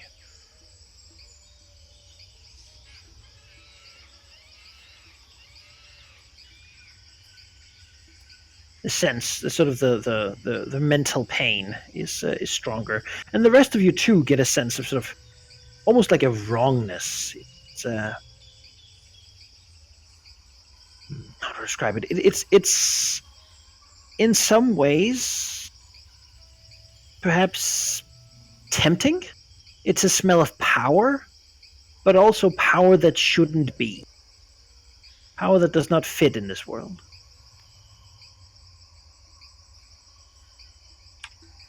It's like an oily smoke smell. It's probably at the point now where, before Vestrix could probably not hide his discomfort, but it wouldn't, it's bearable. But at this point, he's making obvious signs that he's very bothered by this. It's at this point more almost like he's sensing a heat, like before it was like a headache, like a thumbing in the back of his head. At this point, it's like his body has a physical, like an emanation of heat from this place where he can see the blue fire wisps. Watch out. It's not very good. Verdilith, who has the same psionic power source, is feeling similar things, probably to a lesser degree. More convinced than ever that approaching this could have definitely waited till tomorrow morning. But these damn slave drivers she's with. Well, the ball has been set rolling.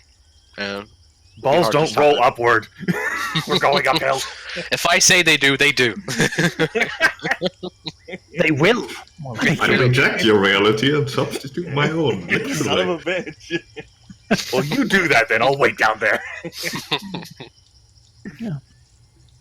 If Verstrix decides that falling upwards makes sense, then it will. Yes. It will be that way. You will all fall upwards. Make it that way. Probably like Verdilith's like happy-go-lucky and like relaxed like personality is just like set to like clench like teeth and like the wide jaw and like frustration. The done. Well, the sooner we get going, the faster you can sleep.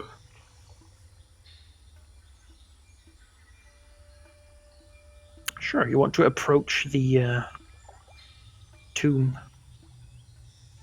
I think so. I think the time for subtlety has passed. All right. There's a derisive snort.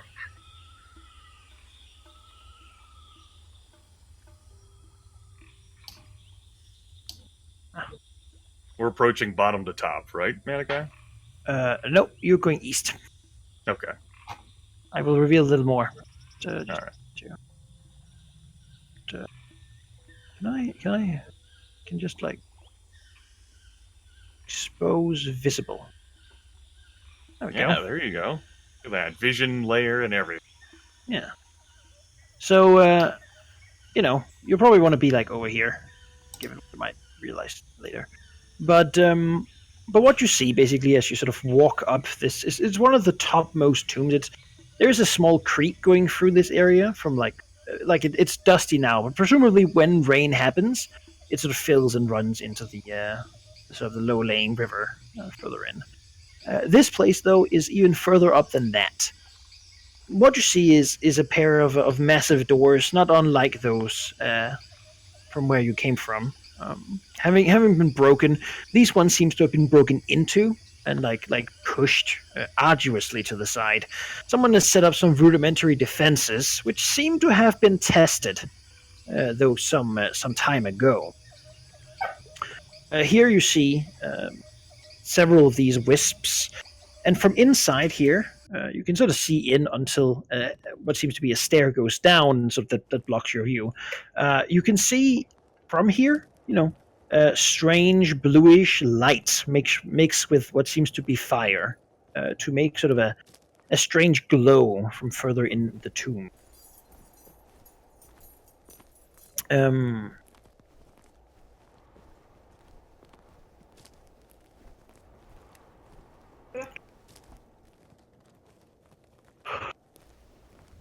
And you see by the defenses a couple of dwarves with their crossbows looking out, clearly looking for potential trouble, while their guardians are on watch. Are you intending to approach here to speak, or is this an assault?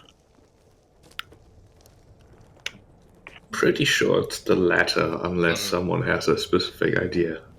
So, Alright, then, do we... Question. Do we notice these defenders, like, further away, or is there a lip, like, right behind us, so we just pop up in front of them? You just mostly sort of pop up. It seems that these wisps are what they have as sort of their, like, guardians. And as you do approach, it seems that the mental command is enough for these dwarves to get ready. The place is certainly sort of reasonably defensible.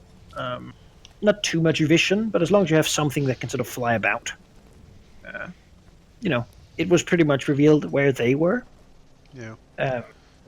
To you, but they seemed also have to sense your approach. Okay.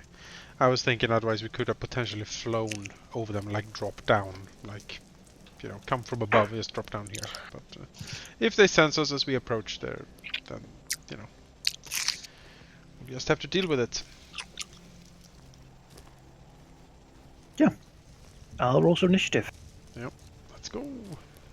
Can I just click Charge. Charge! Is that correct? Ooh, Sheep, yes. do you have a bonus of Wait. 0? Yeah, you can't. I don't think you can apparently select all of us, because I should not have a 21. No, I can't have a 25. And I can't have a 25 either. It's true. I can have a 10.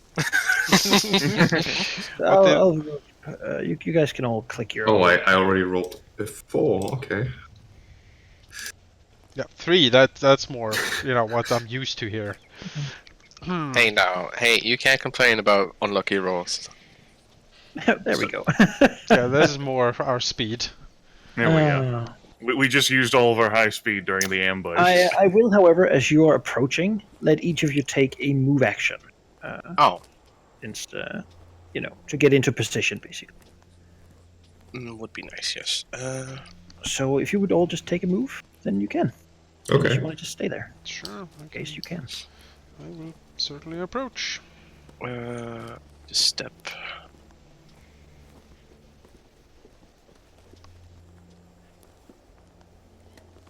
I think my character, fitting to her lethargic state that she didn't want to come, will actually lag behind on this one.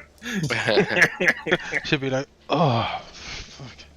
It's like she looks and like she thinks to herself, maybe it was worth having a conversation, for fuck's sake. I could have had a chat with been reasonable about it. All right. Then we'll begin. There's a call from one of the dwarfs in Dwarven, surprisingly, and it echoes down the hall from where you hear like the sound of like a cracking sound, like a small thunderclap, as some words are cast back the other direction, as the alarm seems to have been called. The wisps are told to do what they do, so this one will just double move here, reach up. While a zombie will rise up from its sort of fallen location and begin to shamble in your direction, trying to keep you from the living people who prefer that you don't them. This boulder currently sees a bunch of dragons and no real differential. Like, you all seem scary, so it's going to shoot the closest one, which is Velig. Yes. She screams, "Only in destruction is truth revealed." An aimed crossbow bolt. The damage will be rolled. I have a macro for the damage here. So ignore the damage of the attack. 12 does not hit. Your puny bolts do nothing. Mass Wisp will... Here. This one will follow suit since Tilraxis is kind of like this big like rock here. These are sort of raised up a bit. They're pretty massive and thick. Also very old. That sort of it's a better view to Vellignith and follow up. No. Hitting perhaps the scales, but just like actually Selected by like a. Do they have their aim thing that they do, Manaki? yes, I was about to say, because actually they have a +2 attack bonus. It would actually be an 18. Well, that your puny crossbow bow does do something then. See what it Why does. is it deflected like you did the Damage. first one? Oh my gosh. Mm-hmm. That's Crossbows historically work very well against. That's Yeah, small. shambles. We don't like. They don't need to know that. I can reach. So it will.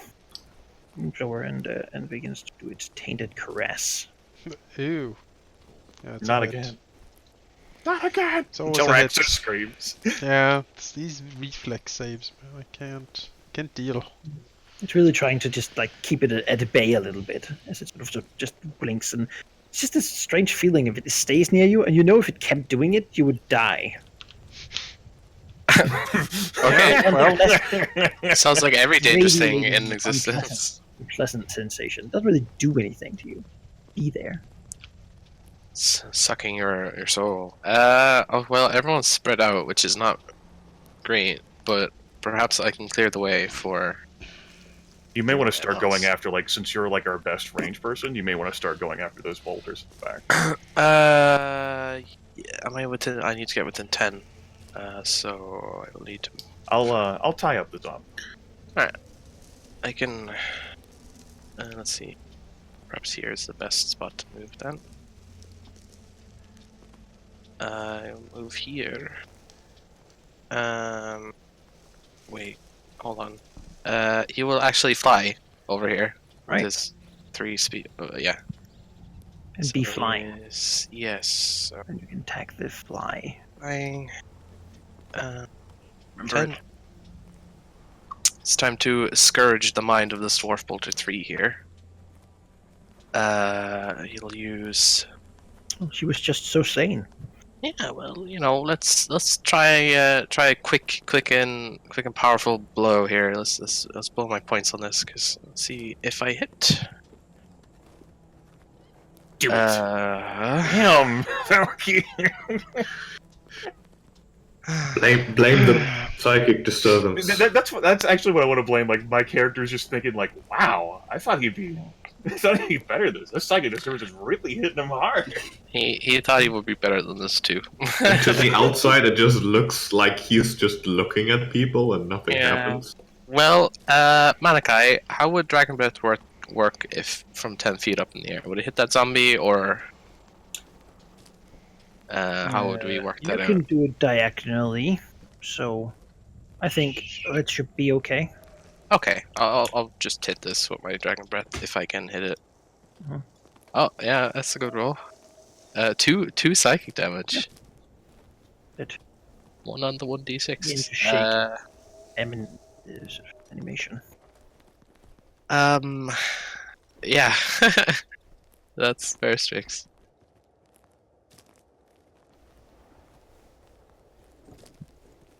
All right. We have another wisp here. Turns out they can fly too. Effect. That actually misses very strict. Yeah, 14 reflex. I have 5 resists for psychic anyway, so It's true. these things don't mean anything to me. As my move action, I'm gonna place myself here, Manaki, as like corpulent green dragon like lumbers between Vellignith and Tilraxis. As a minor action, use my dragon breath on those 2 wisps down there. All right. Grimith will accident window disappear that he was to click his buttons. That's very. Dragon breath, tainted wisp 5, 17 versus reflex, That does And- it. and then tainted wisp 7, 14 reflex. Yes, 14 is It's enough to the tainted air blown, just basically Poison almost like just, like, rips pushing them through them. away. Yeah. Let's see here. That was a minor. Was a move. As a standard action, I'm going to regard this zombie, say hi, invite it for a cup of tea and some euchre, and try to hit it with my conductive 21 versus flex. That hits. Oof. 13 lightning damage on Tainted Zombie 4. And it will take 4 lightning damage if it should hit one of my allies. It will start on my next turn. I'm done. Magneth. Right. Verdilith Zombie is shocked. shocking. No. Verdilith is gonna move. He can't really get there properly, so he'll go like so. He will heal himself, punching the ground with his tail, reinvigorating himself. The Rune of Destruction, although...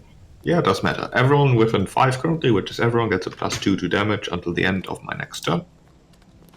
And then he'll use his encounter power, as he will smash into this zombie, opening him up for future attacks. No bonus. I do get a +2 to damage. 11. Misses. Damn it. Then that doesn't do anything. Alright. Every time I've used my encounter, it missed. Yeah, that's all my actions. Tolraxos. Okay. You still get a +1 to hit and a +2 to damage currently. +1 to hit and +2 to damage. Okay. Well, there's room to position yourself for like advantage against Tainted Zombie 4. I don't know whether you want to prioritize like going after that or not. Yeah, that is the question. I need to sort of get into the cookie jar back there somehow. What? I just find it like this image of like Tilrax's like claw like stuck in a fucking like cookie jar, like trying not to break it, like frustrated. I know. Swiggy the swooty, Tilrax is coming for the booty. He will. I might as well just sidle up here, take a swipe at the zombie before I head on. I can't reach back there reasonably. That anyway. makes sense. And like that lip there is still going to protect you at least. Yeah. So Tyraxos moves here. He will activate the Shroud of Shadow as a minor action to give himself concealment until the end of his next turn and 5 temporary hit points, which I shall add 5. Alright, now he will tear into the zombie because screw these guys. Vengeance Strike. Raxus against the world. Tyraxos against Vengeance the world. on everything! Vengeance! He has a +2 hit and some extra damage from his good friend Blackguard. Good. Rolls a 1. Hated nemesis. Yeah. All benches. That is a crit. Okay. Splat. Zombies always die to crits. Smacks its head and splats it, and it just crumbles to Well, bits. there we go. The Get vengeance out of my was real. face, weakling! Fool. That is wonderful. He didn't want to punch himself with that either. Yes. No, that's the thing. My claw's a high crit, so when I crit, it really hurts. Verdilith like blinks. It's like this weapon of like anger, just like darkness and cold. You hear the sound and see the blue wisps as the reinforcements join the situation. Oh, great reinforcements. Well, I mean that's. That was your move, minor and stand. Yep. So I am done. You've freed out these dwarves. They will see if they can get some wisps to come to you. Not as easy as it does sound. They can go here. Yeah, I think after I saw that display, I'd be like, fuck, dude. Yep. That's Fuck it. that guy. Fuck that guy. There's this zombie here. Mindlessly will go over and try to get him too. Alright, well, dwarf. It's gonna just try to then, the bolt didn't seem to work, so reach out with a hand, aim well and then use a plague lash. It's basically a plume of flame rushes from her, the spell scarred hands just lighting up and like twitching in pain as the pain turns into euphoria upon unleashing it on someone else. Don't like that. I'll have a +2 and d6 extra damage Against who? against Velik. That is not enough. Excellent. That is not... All right. Can't move when they aim. These ones will just breed, see if they get to be relevant. They try to defend the tomb. There's still one dwarf left. The shrine of the silver monk.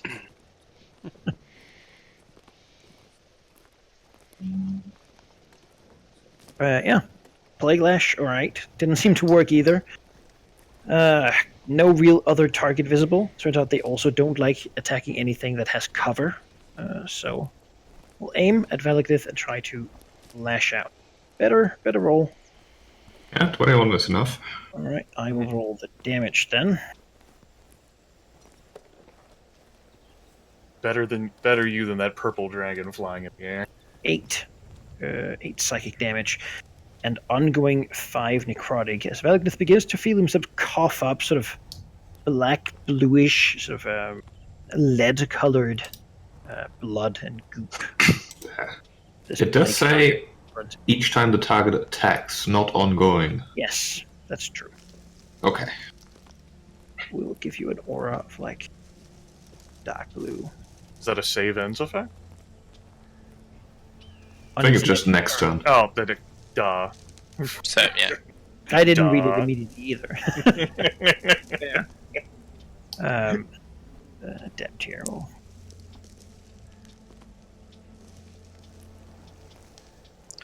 Merstix. Let's try this again. Might shall I we? suggest something? You can suggest a way. Dishearten to lower their attack rolls because we're not in a position to capitalize on lower defense. Currently, This turn. Veristrix is engaged by the Wisp if you had like that spare minor action. Well, if it does attack me, it can hit me. Like, if it does hit me, it That's doesn't trigger do any psychic damage. damage, and it Yeah, has so- resistance against psychic damage anyway. Dishearten is great, Jones, but it doesn't have a good damage roll. That is why my single target ranged has a good attack. But if you think I'm just thinking that these dwarves have a lot of damage potential, and if we can I'll make it less likely. On my turn, I plan on snowballing up there and marking them both. Okay, Just well, taking the brunt of everything coming down the hallway. sure. sure, I'll give a go to disheartening anyway, because we have to decide whether or not I hit. So Straight baby steps. no, I don't hit. For fuck's sake, what is this? My god. Yeah. It's not Damn. okay at all. Are you Also, I'm working flying- all right? Yeah, well, that's the roll. That is the pure roll. That is a one Rolling a d6. d20 roll. That's a 3. So. Also, I'm flying, so I wouldn't provoke. I don't think so. It's flying Uh, too. anyway. But it But, certainly hit yep. you. You just But you're does mentally- nothing. Yeah. So that your dragon type is naturally resistant to this thing, so Yes. which Dwarves will see and command it to move down here instead. Attack opportunity. Basic attack. Sure. Yeah, smack Well, it. It's happened before. Straight, you have hit before and may hurt them. That is plus. I don't have a plus. Oh, just the pure. Well, I don't have any strength or dex bonuses. but you're so proficient with your weapon you're using. what's the weapon? I don't know. You decided what it was, right? Like a quarterstaff, or I thought we weren't adding those oh, we proficiency. do for sure. Oh, okay then. If it's a dagger, it's a +3. It's not a dagger, it's a staff. +2. So 14. All right, still misses. But it will try to taint it. Sure. As he's basically the one out in the open. The dwarves do seem to look at the flying one here. Like, all right, he's resistant to our attacks, so Maybe he needs some crossbow bolts. Verdilith. All right, Jonas, give me a quick ruling here. You want me to absorb these folks and like try and like mob them up in marking, or spring break?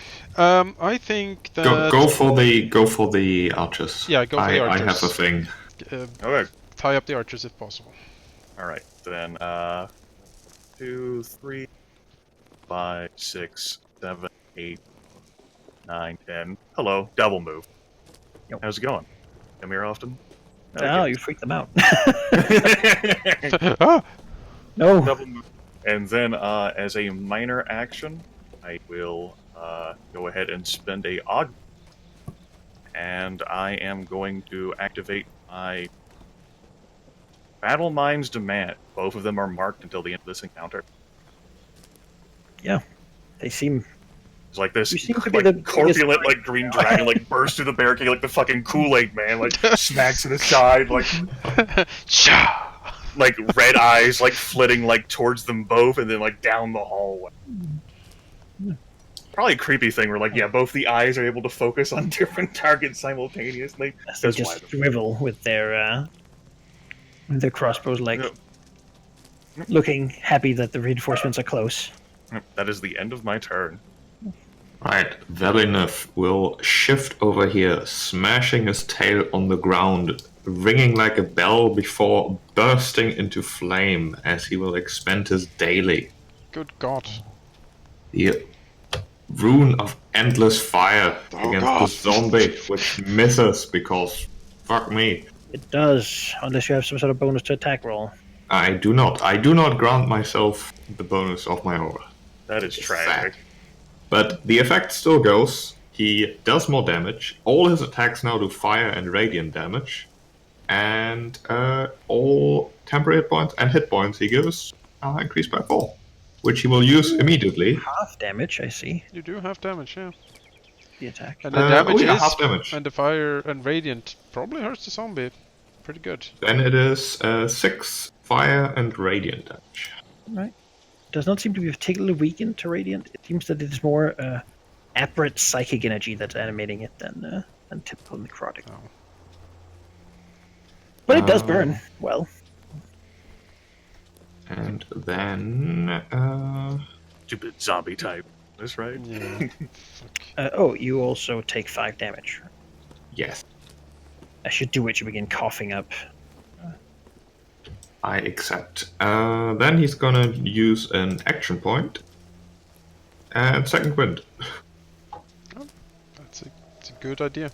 See, when you said you had a thing, and I look over at your token, it now has 5 HP before the second. I assumed I would hit. Then I would have had a thing. Oh. Now I have 16. I'm not even bloodied anymore. This was great. Like, minor action to breathe fire on those tainted wisp sheep? Because all they need to do is like take 1 hit point. Yeah, just see if you can remove them. So remove the aura. Let me just Oh, I mark guess this is down an my attack too. bonuses. Second wind isn't, but breath would be, which is why I'm thinking. Maybe not. Maybe Joan. I can attempt. Right. Yeah, I'll just leave it at that. Alright. Into your turn, this black. Well, it's technically there for the end of the round. You might do a opportunity attacks, who knows? Well, now I need to do some unfortunate movement here to get into position to breathe on those guys, but I am fairly healthy. It's a... You can hit from here, no? Yeah, you can hit them from here. Yeah, it's a close pass 3. Close blast 3. Oh yeah, I can. Wonderful. Then we will do that. Jiraxos will open his maw, and lightning will shoot out. Let's see. Got a +1 against this one. Alright, wonderful. We'll roll that one first. We'll roll that one first. Toya! 13 versus reflex. 14. No. 14 versus reflex. 14, yes. Haha! The other one. No bonus to that guy. Oh, god damn it. What? These rolls are terrible! This psychic thing is affecting everyone. I don't like it.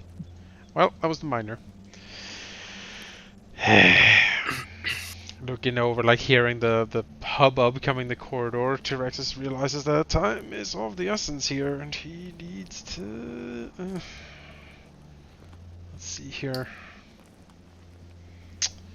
1, 2, 3... Wooden debris and like moss still hanging off like Verdilith's face. It is an unfortunate position. I really can't get into flanking here. But we will have to do our best. He will attack the tainted zombie.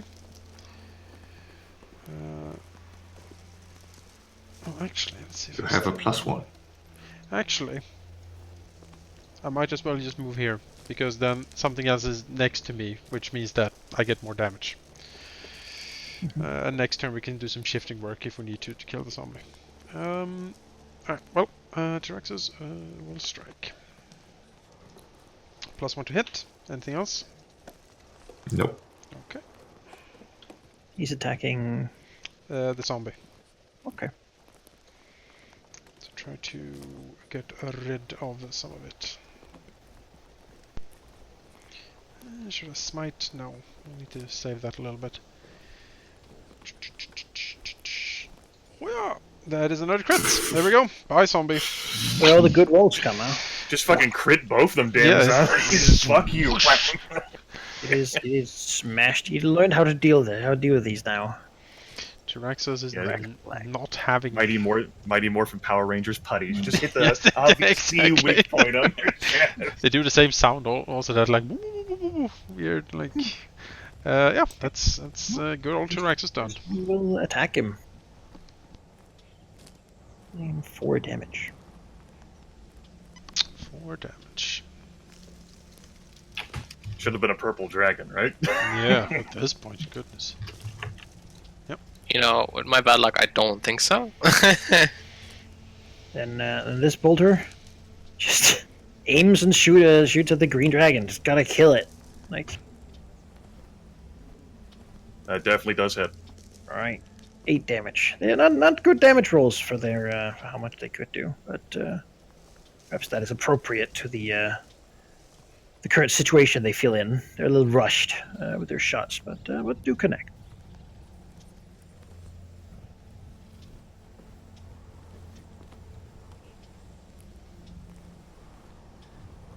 Going to gain champ. This one. Just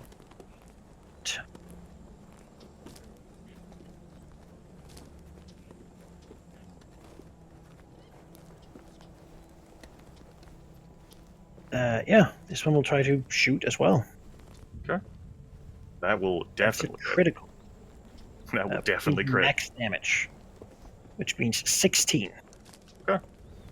I'll go ahead and see here. 7, I am bloodied.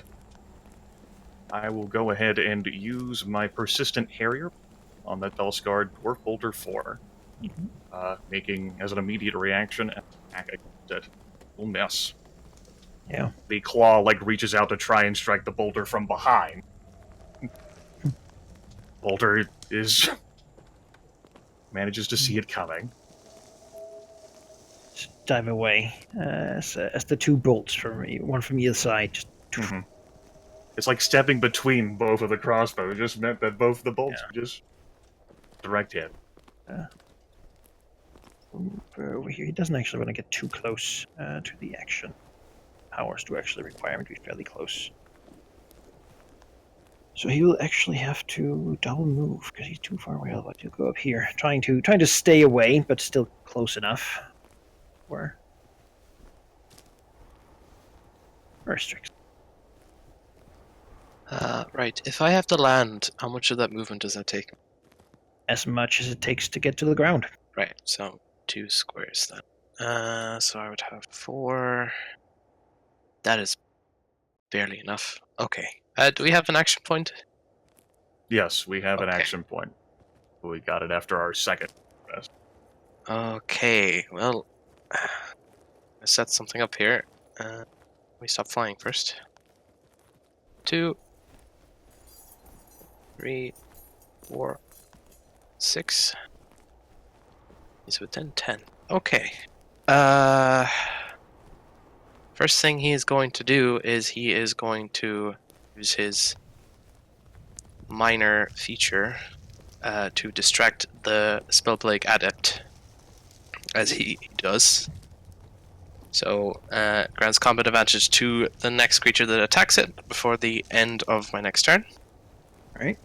And then I am going to use my daily, which is called Living Missile. I'm going to cast it on the Spellplague Adept. I have combat advantage, so 2. That's a crit. Yes! Maximum damage. There's no damage. It's not a damage thing. Right. I don't know what Aw. All right. crits do to saves. I don't think they do anything, Nothing. but You certainly hit. yes, he is immobilized. Save ends. He is touched by the spell plague and so gets an immediate save.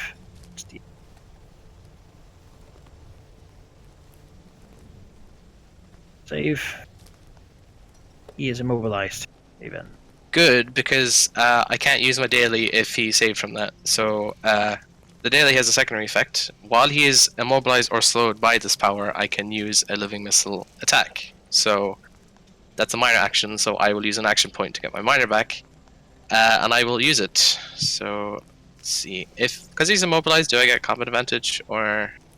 I don't think so. Okay, that's fine. I'll still try it. That is also a crit. That's also a crit. So this requires a bit of explanation, basically. So what happens here is, first of all, I have to slide the Spellplague out of 10 squares. So I will basically... Can you slide him in front of me, like here? yeah, but... He subtracts 1 square when you slide him. Okay, so no, I can't, Jonas. Well, I mean, You are 13 squares away, so yes, no. but closer to me. I mean, No, I will put him in front of Verdilith. I think that's a good idea. You should probably scoot him past. Okay. I have a lot that I'm looking at right here.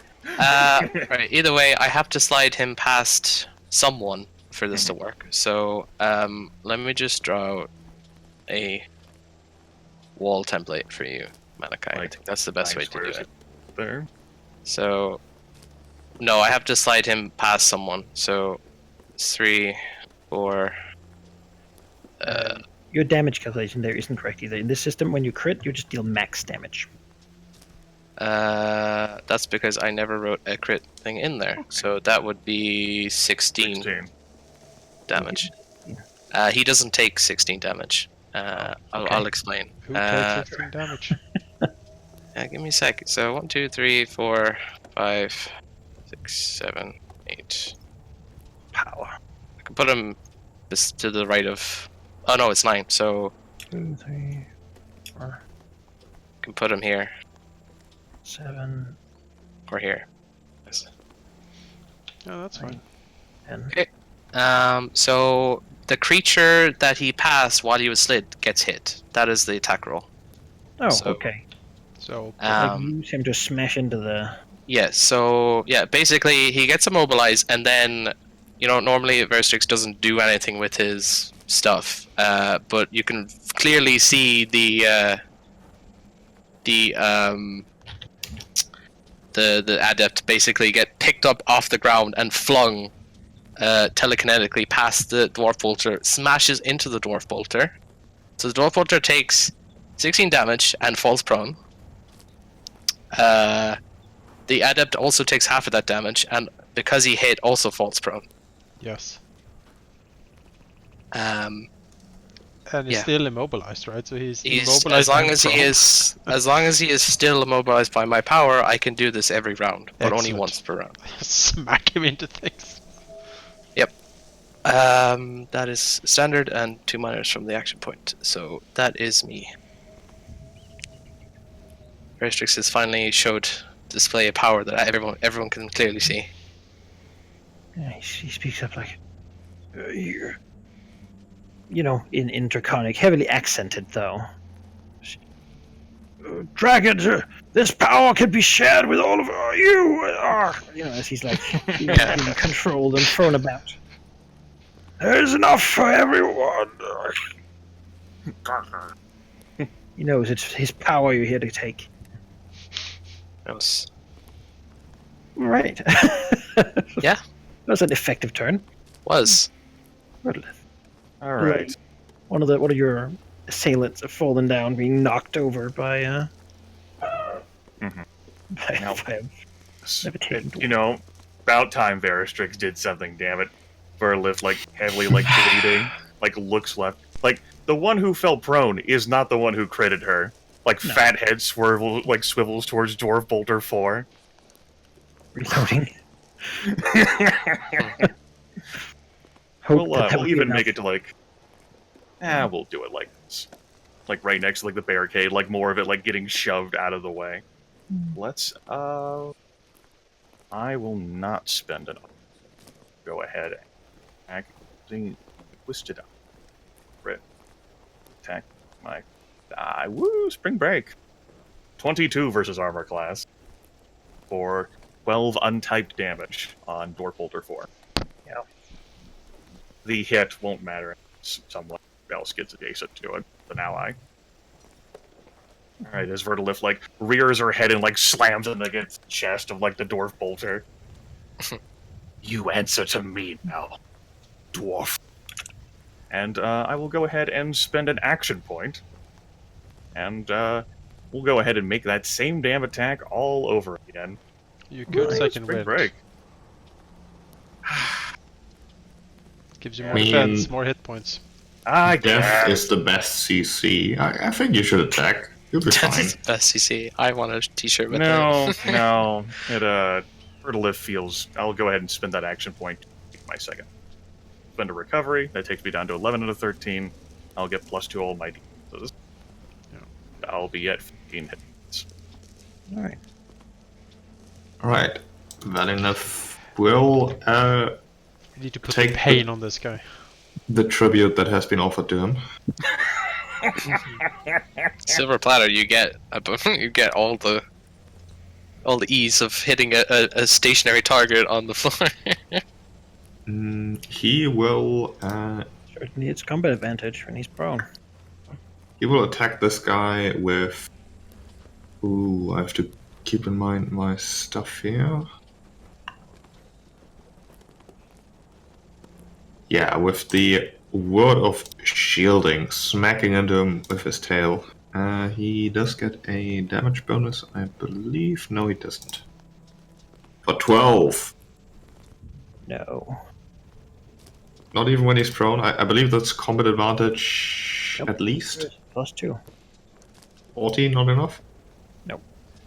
Alright, well, then. That's Like his armor. Still, like he can't walk. He can't. He's on the ground, but he can still like flail his hands around and. Well, then he'll glance over to Verdilith and use his pure, invigorating, fiery presence to help her out a bit. With the rule of protection, you may spend a healing surge with a +4 bonus to it, Okay. and everyone within 5 gets +1 to all defenses. Okay. Healing +4 is 12. 12 is 7. Got it. I'm no longer bloodied. I'm inspired by the concern that if worse things happen to me, I'll never hear the end of it from Malignant. Alright, I'm gonna walk away from this thing, take an opportunity attack. It will Yeah, of course. do 4 damage. That's perfectly... that's what happens. You'll take your double combat advantage stack here. Exactly.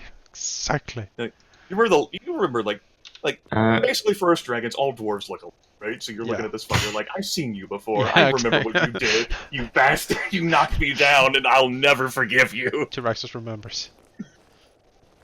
It was almost like it was 6 hours ago. Yes. Yes, sheep. No, never mind. You want me to... I can... I was suggesting you end your turn next to Verdilith, but I think you want to get closer to the rest of the enemies, which is fine too. Well, I mean, I can, if you want. If you end your turn next to Verdilith currently, you get resist all to 2. They Okay. are probably not going to be attacking correct. Yes, my fault, exactly. So for the wisp. So what you did is fine. I will then try to smash into this guy.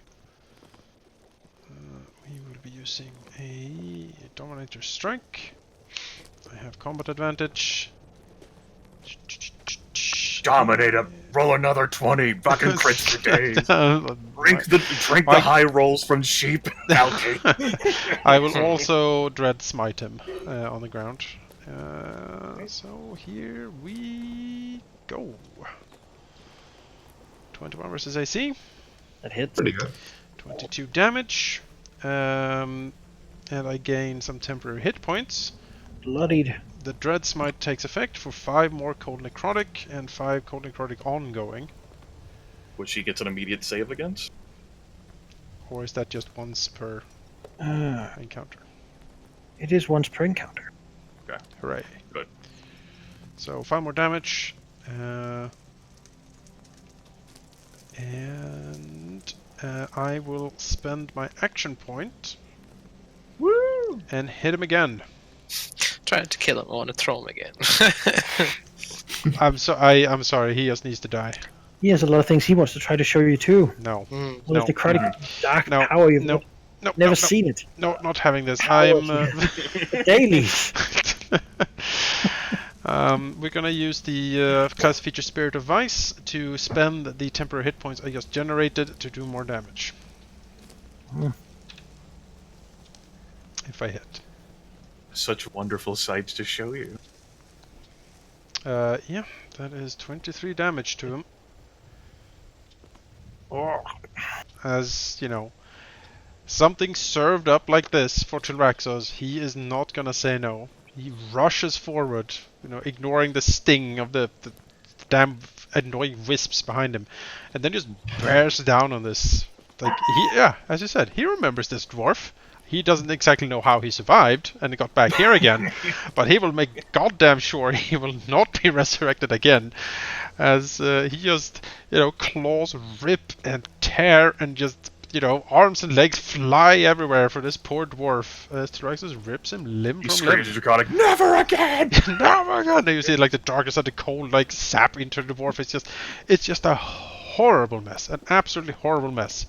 And you know, Tyraxus is very, very thankful to Veristrix to serve him his vengeance like this. It is glorious, glorious bloodshed.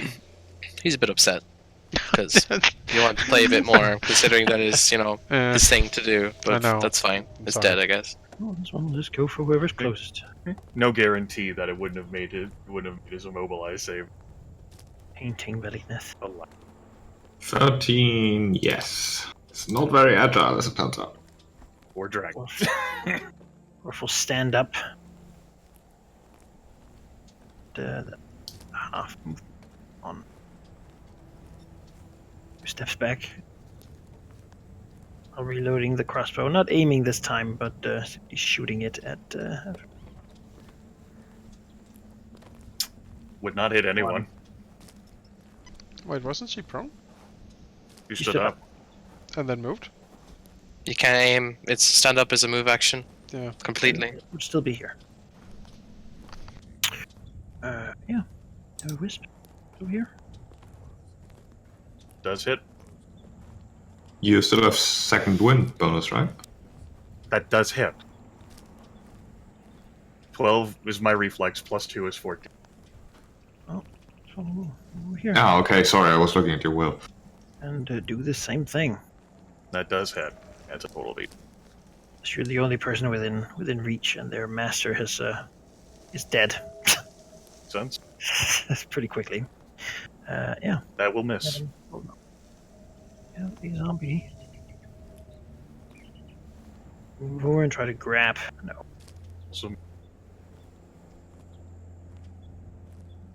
As they basically just pile on. The Boulder 4 here are pretty excited about that whole situation. This one. Dogpile of the dragon. Woo! Torraxos. Manages to.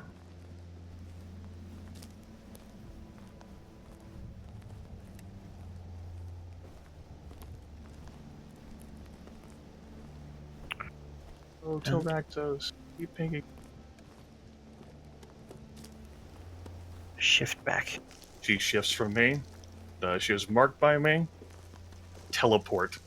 Right here. Oh, it's perfect. She like pulls back and like a green eye appears where Verdilith used to be, and Verdilith's right there against the wall. Going somewhere. I guess she's dropping that crossbow and trying to hit him with a hammer. Or with a hammer. No. Eh, much worse at that. So. Or strict. The tide is certainly in your favor. Yes, well, Verdilith has thankfully made way for a bit of a burst here. So Just cleared right out for you. Did you take your damage, Jonas? I think he left us. Yep. I will do it then. that happens. Let's see here. This is the Alright. AoE. So there is 4 targets. Who's who? Top well, to bottom, left to right? Well, as we established, it was reading order, I think. So Okay. So that's a miss, a hit, and a miss. Oh, back. You Yeah, you got smack caressed by again wood. for 4 damage. Jonas had already got a... I already did it. zombie takes a -2 attack rolls. Just I will remember, so don't worry. It's in there. Oh, no, it's fine. I have an attack bonus. Sure. Right, that's my. It's a nice little gathering for you. I'm glad I could be there to Yeah, to gather them all. glad the more targets I can hit, I will hit eventually. So Yeah, that's right. With enough d20s, you too. you two can hit today. Let's see here. I don't have anything else I can do with a miner, so I believe I will back off a bit. Well, Okay, my bonuses from second wind vanish. Whee! Go ahead and factor that in. Standard action. I don't feel like moving from this spot. I'm a pretty big fan of my spot where I got right now. Let's go ahead and make a... Yeah, let's make a Twisted Eye attack against the spell scarred. 16 versus blast. yep, that does it. Alright, 11 untyped damage. As Verdilith's, like, terrifying visage, like, floods the mind of the Dwarf Bolter. I'm going to eat you. No move, no minor. Intent, that'd be a lot of effort to, like, move around. We're good. I end my turn. Bloody, he pushes himself back against the... Just shakes head slightly. Pushes back against the barricade. Like, there's nowhere to run. Malignant. All these wisps are really annoying, so he will attack the wisp he's next to. With, doesn't really matter, go with this. For a 10. It's probably not going to work. In that case, he's just gonna go over here Alright. and breathe some fire. Hooray! Like so. 1, 2, and 3. First one is a 1. The Yes. zombie gets hit for 7, Yep. and the other wisp for 7.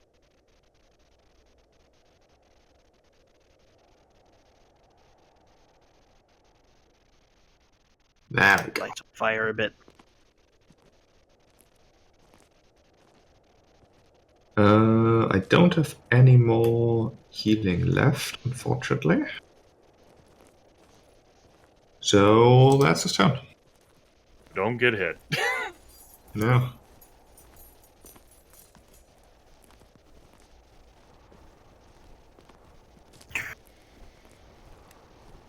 Oh, excellent.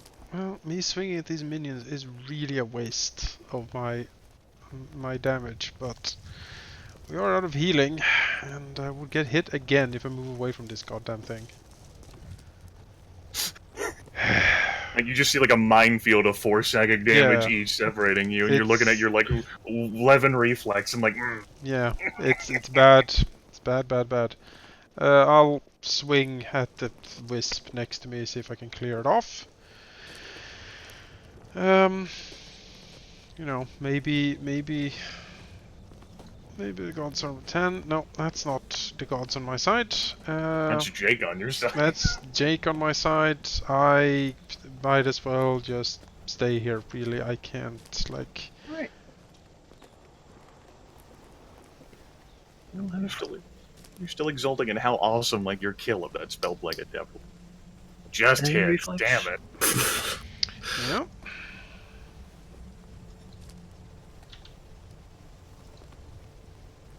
I need someone to kill these damn things. It's dwarf over here. I'm trying. Verdilith's been handled. It's worth reminding that she is marked She's by marked. it, though.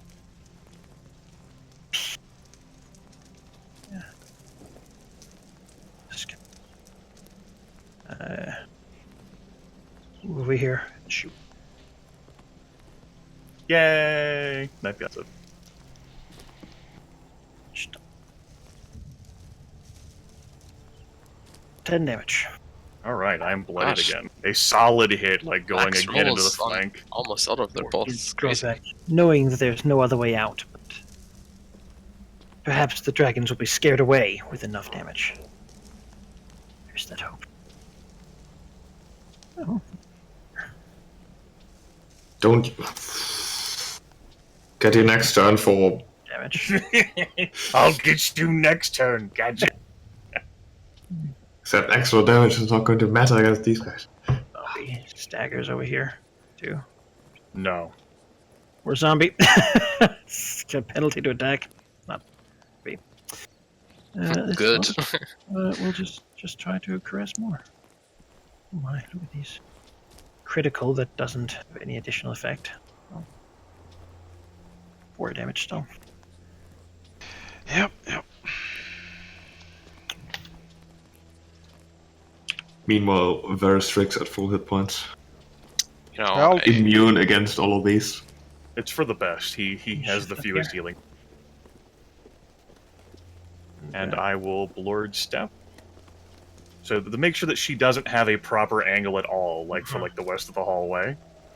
Try to attack with a hammer. That does hit. Well, nope, for 1 damage, please. That is enough to down me. I'm at -1. yeah, so you teleport over there, just like close the Lip like pops out and like Hammer. clocks her. Yeah. Lip goes down. I suppose I should die. All of you can feel like a tug on your souls. No.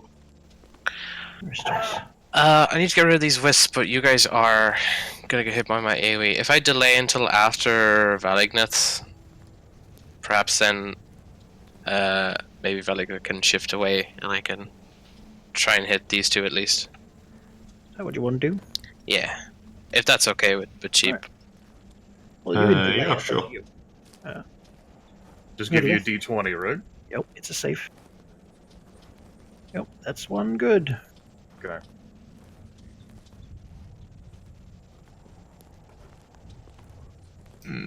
Well, I mean, it's gonna depend on where I can actually shift to, because there's a barricade in the Fly. way.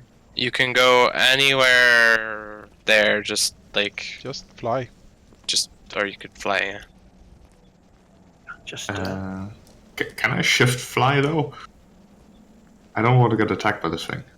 I can just smack it and see what happens, actually. And then you could move. Yeah.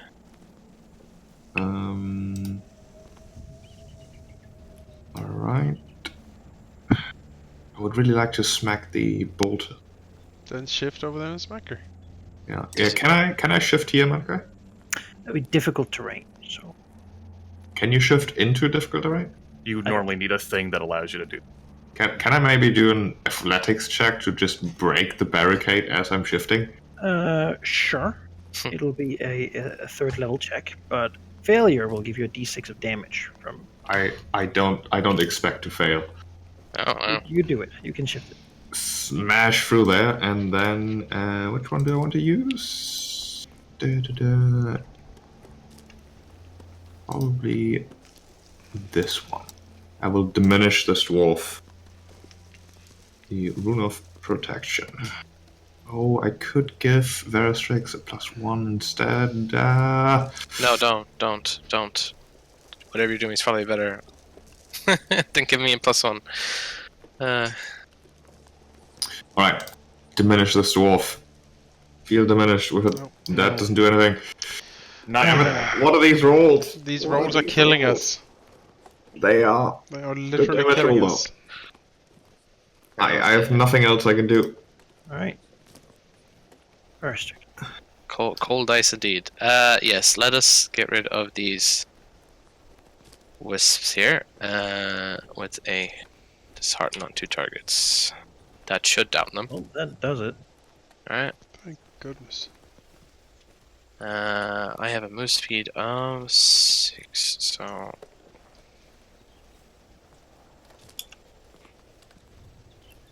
gauge this thing.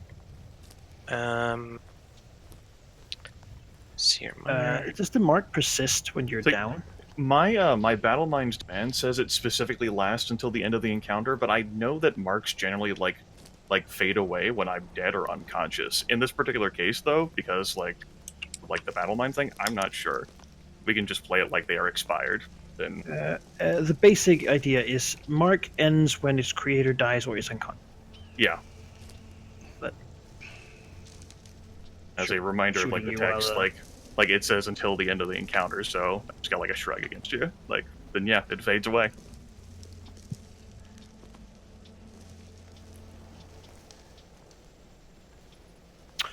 That's it, yeah? First six? Yep. Okay. Oh, excellent. I need to kill this thing. I need to kill this thing. Do you still have your action point now? No. Hmm. It's been used. Is charge a full action or is it a standard? Standard. I mean, Dominant you can strike shift and charge hits. something else. No, charge is part. Isn't it part of your movement? Or can I you don't do No, it as it's the a attack? it's a standard action, so you can move. I was gonna it. say Okay. shift and charge so I could tie up this thing, but if you want to hit it, then go Yeah, ahead. I've hit it. It's dead, and I have some temporary hit points to boost me up. Rest in peace, Wisp. Yeah. Last of its kind. By Wisp. God damn it! Need to either tie up that thing. We need to kill these though. These guys need to die. It's just how it is really. Try to stay next to me if you can. Alright, Tyraxus will move like this. And then maybe next turn, well, I can like shift into a more advantage position to get some flanking. Yep. Both seem to be somewhat wounded dragons. Bloodied. So mark your token as Bloody Jonas. Take a chance to aim Sure. at Tyraxus's back. Shoot a crossbow bolt. 50. That is a miss. 17. The Still a scales miss. are still too hard for that. Alright, well. If a zombie then, maybe it can it doesn't have the -2 anymore. I don't. That is also a miss. 17 again. He's barely. This one will. I mean, what do you do in this situation, right? You smack the blue one because it's clearly the more dangerous one. I mean, in terms of killing you. I take offense to that. Well, just a kill it or superior. Unless you want. Balcony, do you want like? I mean, Let me take the damage, okay? Let me. yeah. All right. No, he won't. He won't. That's a miss. I could have taken. I'll shift over here. Good round, guys. Good. I good do get hustle. some distance. Verdilith. First failure. Verdilith is gonna... Can you... Can't charge, can I? No. No. No. Just move here and attack the dwarf bolter. With... yes. Keeping with the protection. For 15. That hits. Great. 15 points of damage. Yes. Smack. Verdilith laying there bleeding out. Are we like? What are we doing about Verdilith? Like, we can't just leave. You Verdilith need on to the ground. kill the bolter. Like, don't Combat's don't end, talk. any healing magic or a DC 15 heal check or a natural 20 on the saving throw will. Yeah, I don't have any healing skills. So that's better off just attacking this bolter. Seer. She still has at least 2 turns. Within 10. Not 5th edition, where if I roll a 1, I get 2 failures. So on that, Yeah. At least 2 turns. Let's try and utilize her aim then. Yep. 17 versus Will. That does hit. She takes 8 and minus 2. So our aim is not useful anymore. And that's it. Oh, exhaust. Oh, I can't get a Bloody. flank, unfortunately. Zombie ridden. So I will Oh, just shift down here into the protective bubble, and I will rip into this zombie. Vengeance.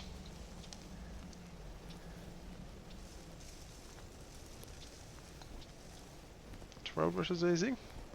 No. Need that flank. I think she could probably outrun you folks at this point. If she wanted to, like, She will aim. Very strict over there, though. Sure, go ahead. that bastard just out there on his own. Chink. So hit. 20. Yeah, that's it. 9. It's like almost half your hit points. They do a lot That's of damage. fine. Zombie. That's fine. Try to get.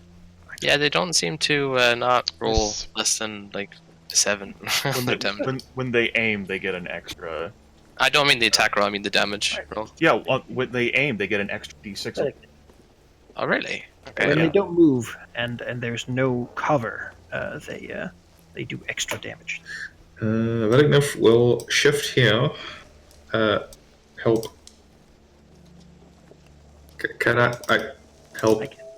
I'm under corpse. Here. Send help. Drowning in bodies. And then he will smack this zombie.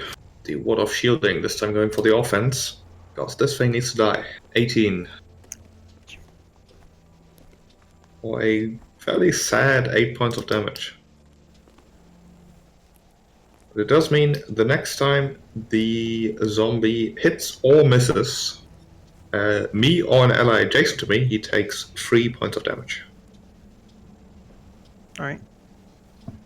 He seems to attack whoever is closest to him. Yeah, that'll be that. Alright, Strix, you got a bolt at you. Seems like that's gonna be a trend. Yeah, it's fine. Fire back. Are bloodied though, so. I'll still keep going with the -2. It's more important, I think, because that hit is very dangerous. 12 versus 12 hits.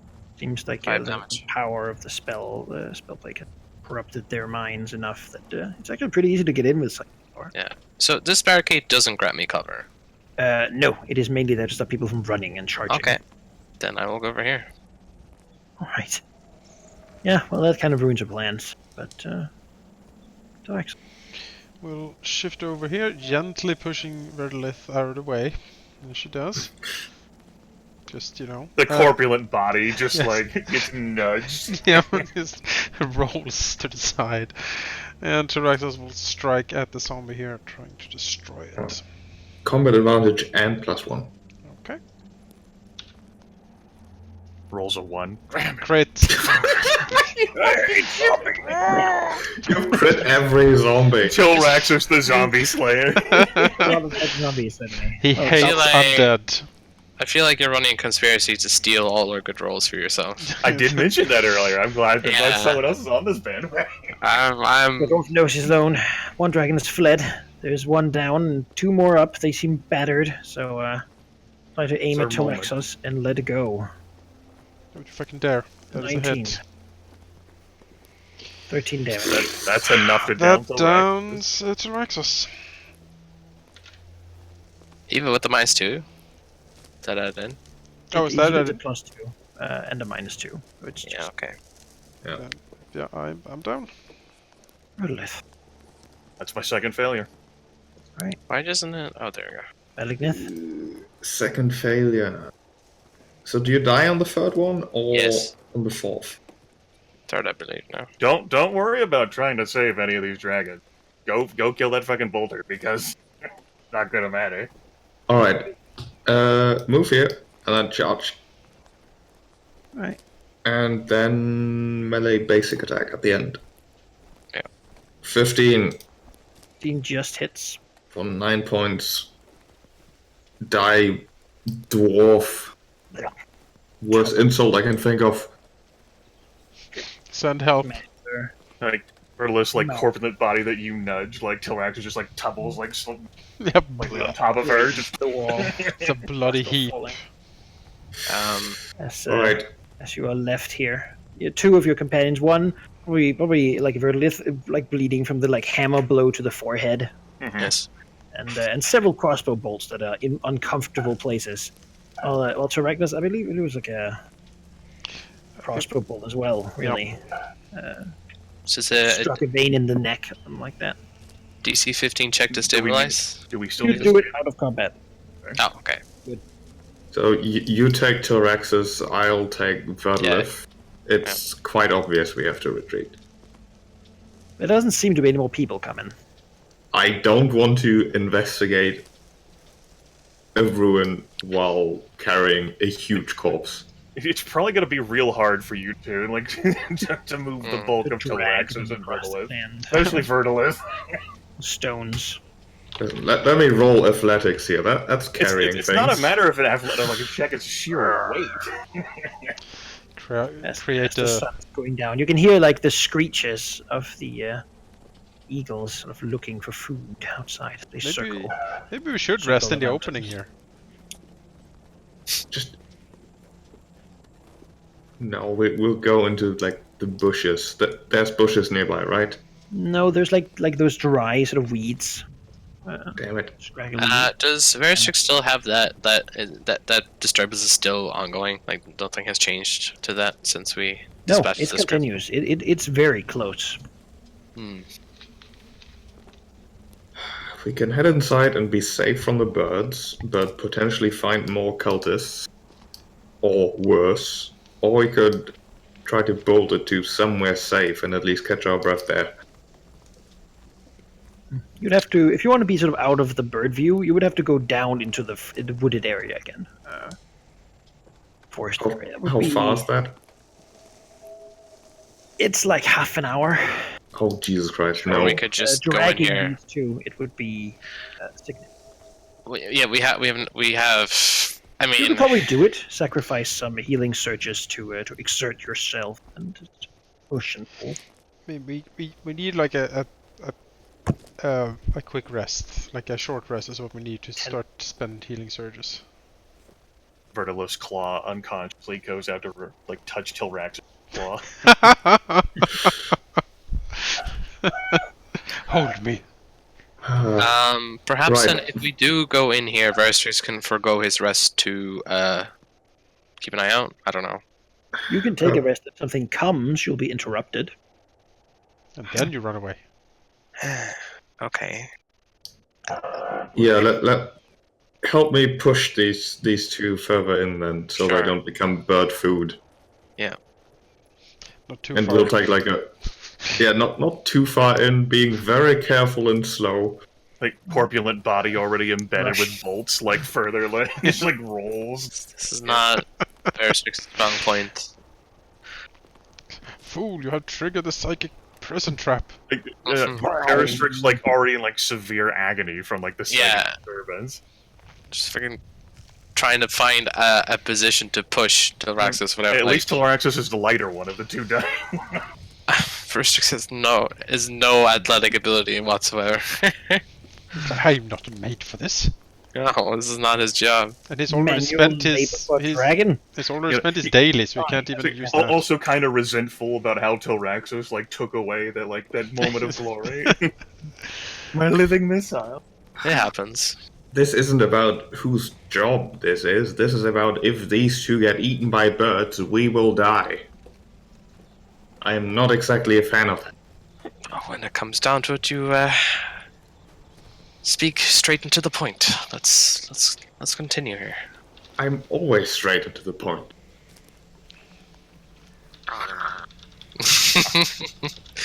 Yes, let's Yeah, you can take your 10 minutes. Nothing disturbs you in this time. Wrist contact with Telraxis is maintained the entire time. I will start got spending some healing piled together. surges here.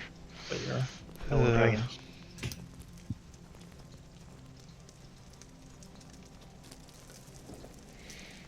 Alright. That's me healed up. And we're spending surges. Times. And I think that Veristrix looks at like the bolt stuck in him with like abject horror. It's like how dare something actually hit him? What is this? What is this? This wasn't a part of the plan, no. No. Or he just pretends he didn't get shot, despite the bolt sticking out of him. Yeah. It's always been No. there. Yeah. It's been like there since I was born. I don't know what I'm talking about. Oh, yeah. Internally, he's just screaming. He's like, "What?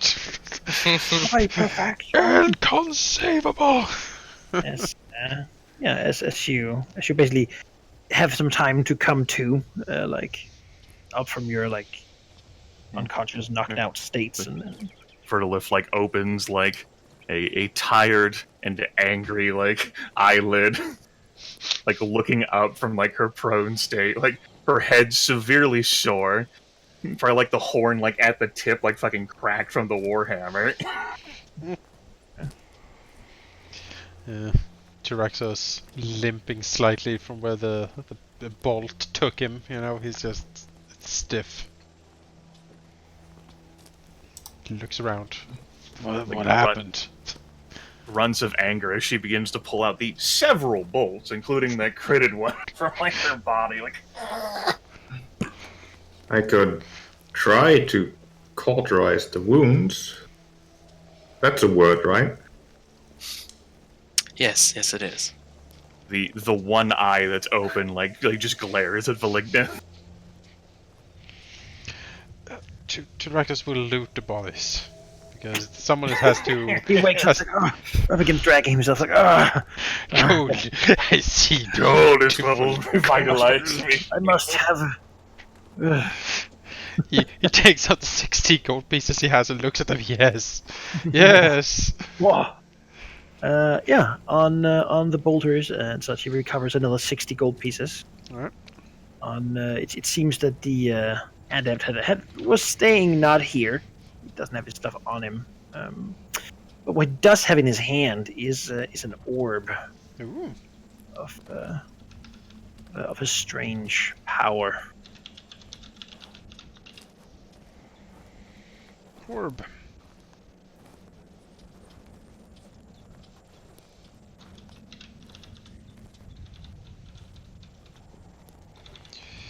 I will write down magical orb.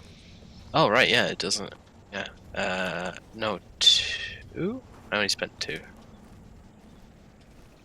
I have spent 8. Where even is the? Okay. At the very bottom, current healing subject. Thanks for pointing that out. No, that's not. I edited the max. I still have 7 max. There we go. Thanks for pointing that out. I didn't realize it didn't. Sure. I have the most remaining out of us still. I've only gone through half of my healing searches. You're certainly fit for another couple fight. Yes. Yeah. Meanwhile, Blackguard is like biting at one of the bolts that Verdilith pulled out of herself, then poking at his own scales, frowning, then poking Verdilith's scales a bit. Phylacteries, why are you touching me? They're very soft, aren't they, compared to bolts? They pierce through them easily. Or maybe in your case they just missed them, but still. If the little ones never came up with weapons to kill us, then we would have walked out of the tomb into a world by dragons. That's an oddly optimistic view. Tyraxus was a gold, yeah. Gold, beautiful gold. No, he has collected the things, and then he pokes at the crossbows and says, "Nasty things." Oh, those? Well, I wouldn't presume to know what it feels like to get hit by one of those, but I'm sure it's... Eye swivels over to Veristrix. I could have sworn I saw something. Really? He kind of gives himself a look down, obviously eyes glazing right over the bolt stuck in his shoulder. Looks back with a raised eyebrow. No. Tyraxus looks back, sort of a little dumbfounded, and then he says, sort of points a claw to the bolt sticking out.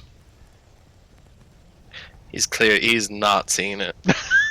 He's just nope. Either through ignorance or sheer force of will, he just does not believe it exists. Vellignif is gonna touch it. Tyraxus the bolt.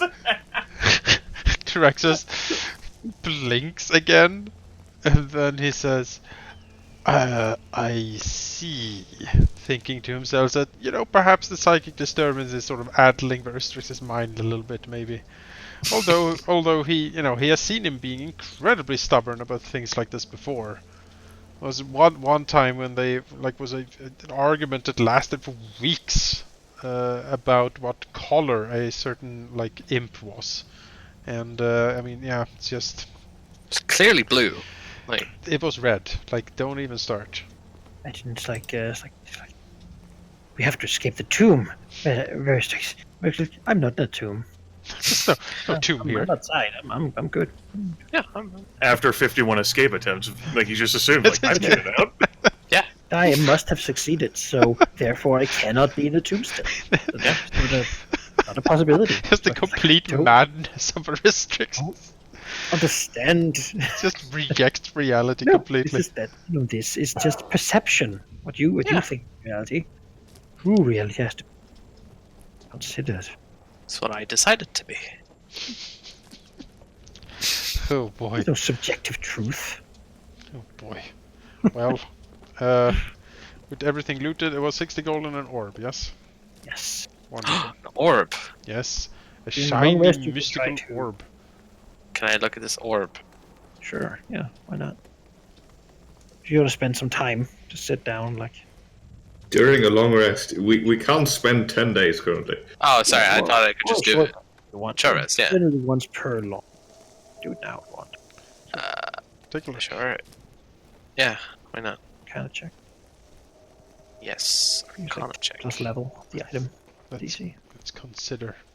Let us ponder. Keep around thing. Oh well, it seems to be. If I throw it at a dwarf's head, I'll take the head off. What do you seems think to is be inside? an orb of the sympathetic eye, Oh, how nice. which is a magical. It gives you. It's a level 4 item. It gives you +1 to attack and damage rolls. On criticals, you do 1d6 extra psychic damage. Ooh. Use it as an implement. You gain a +1 to insight checks while using it, and as a daily psychic power, I should say, as a free action, when you hit an enemy with an attack using the orb as an implement, one creature that is both adjacent to that enemy and not included as a target of the attack takes psychic damage equal to the damage you dealt that enemy. Oh wow. Oh, as you can make pain from one creature also inflicted upon another. I'm very happy that we killed this guy very quickly, so we could Yeah. use that. seems almost the chance to like observe and investigate something magical like this. Almost, you can almost ignore the sheer like power that is assaulting his body, but it's certainly not enough of a distraction. But it is certainly an interesting thing. It's his first treasure. Now his eyes glitter. Yes, yes. Yes, see into the orb. Observe. Well, Do you think it's hollow? No, I don't think so. blap. It's like, oh, But, Well, I don't know. Not that I don't think. I know so. but how do you know? Oh, well, you see, if I told you all my secrets, then it wouldn't be fun, would it? Tyraxus is leaving this conversation. It's just Too risky. Even Yeah. contemplate. Tyraxus sort of moves over to Verdilith. Like the corpulent body just sort of like rolled over to like be against the wall, or she could just like lay. like leading as well. Like, oh. Yep. Like perfectly content to let those two talk for the rest of the night if need be. Tyraxus like looks. like one eye like opens to like slides open, like look up until Raxos. Tyraxus has like pulled out the bolts. Some blood is still staining him, and he says, "Are you all right?" They cracked my horn. He looks like his Horn was cracked from where like the warhammer like directly Yeah. hit it. his eyes, narrow, and says, "It is almost too bad we can only kill them once." I told you we should have slept the night. Yes, you did. Now, and like she lowers her voice and points at like those two with like a claw. Now those two are the ones who were still standing after the battle, while we, the stronger ones, went down. Tyraxus nods. Glances over. Flares his nostrils a little bit and says, While they're having their damn argument about the orb. well, looks down the corridor, flares his nostrils again, and says, "Perhaps we should just take a look down the stairs." He looks over to the others. The one eye remains focused on Tilraxer. It's like they're in the middle of a very intricate conversation about how orbs can not be hollow, or why they must be hollow. It's basically just a bunch of different ways of Vellignith implying that maybe we should look inside the orb. What if there's Yeah. candy inside? Like, we got to know. Just every single time, Brustrix is just like, no. It's Tyraxus's face betrays bafflement at what is going on, and then And it just just a note. An interesting thing about the orb itself from the flavor text is that it changes color to fit the moods of those around you, which seems very Try to get the inside colors. yes, yeah. So You can learn to Tyraxus read the color scheme of the orb too. Tyraxus will hiss, "Hey, idiots!" to the two people arguing. yes, Points a claw down the corridor. "Perhaps we should investigate the disturbance now that most things seem to be dead, and then you can decide where to crack the orb or not." He doesn't seem to like the idea, but Brustrix looks at Malignant. Says, "Yes, a fine idea. A fine idea. Let's go." Just like strides off with the orb in hand. This Perhaps you conversation shouldn't was a- call Perhaps you shouldn't call someone who actively tries to help you when things turn rough an idiot. Tyraxus rolls his stiff shoulder. "Perhaps."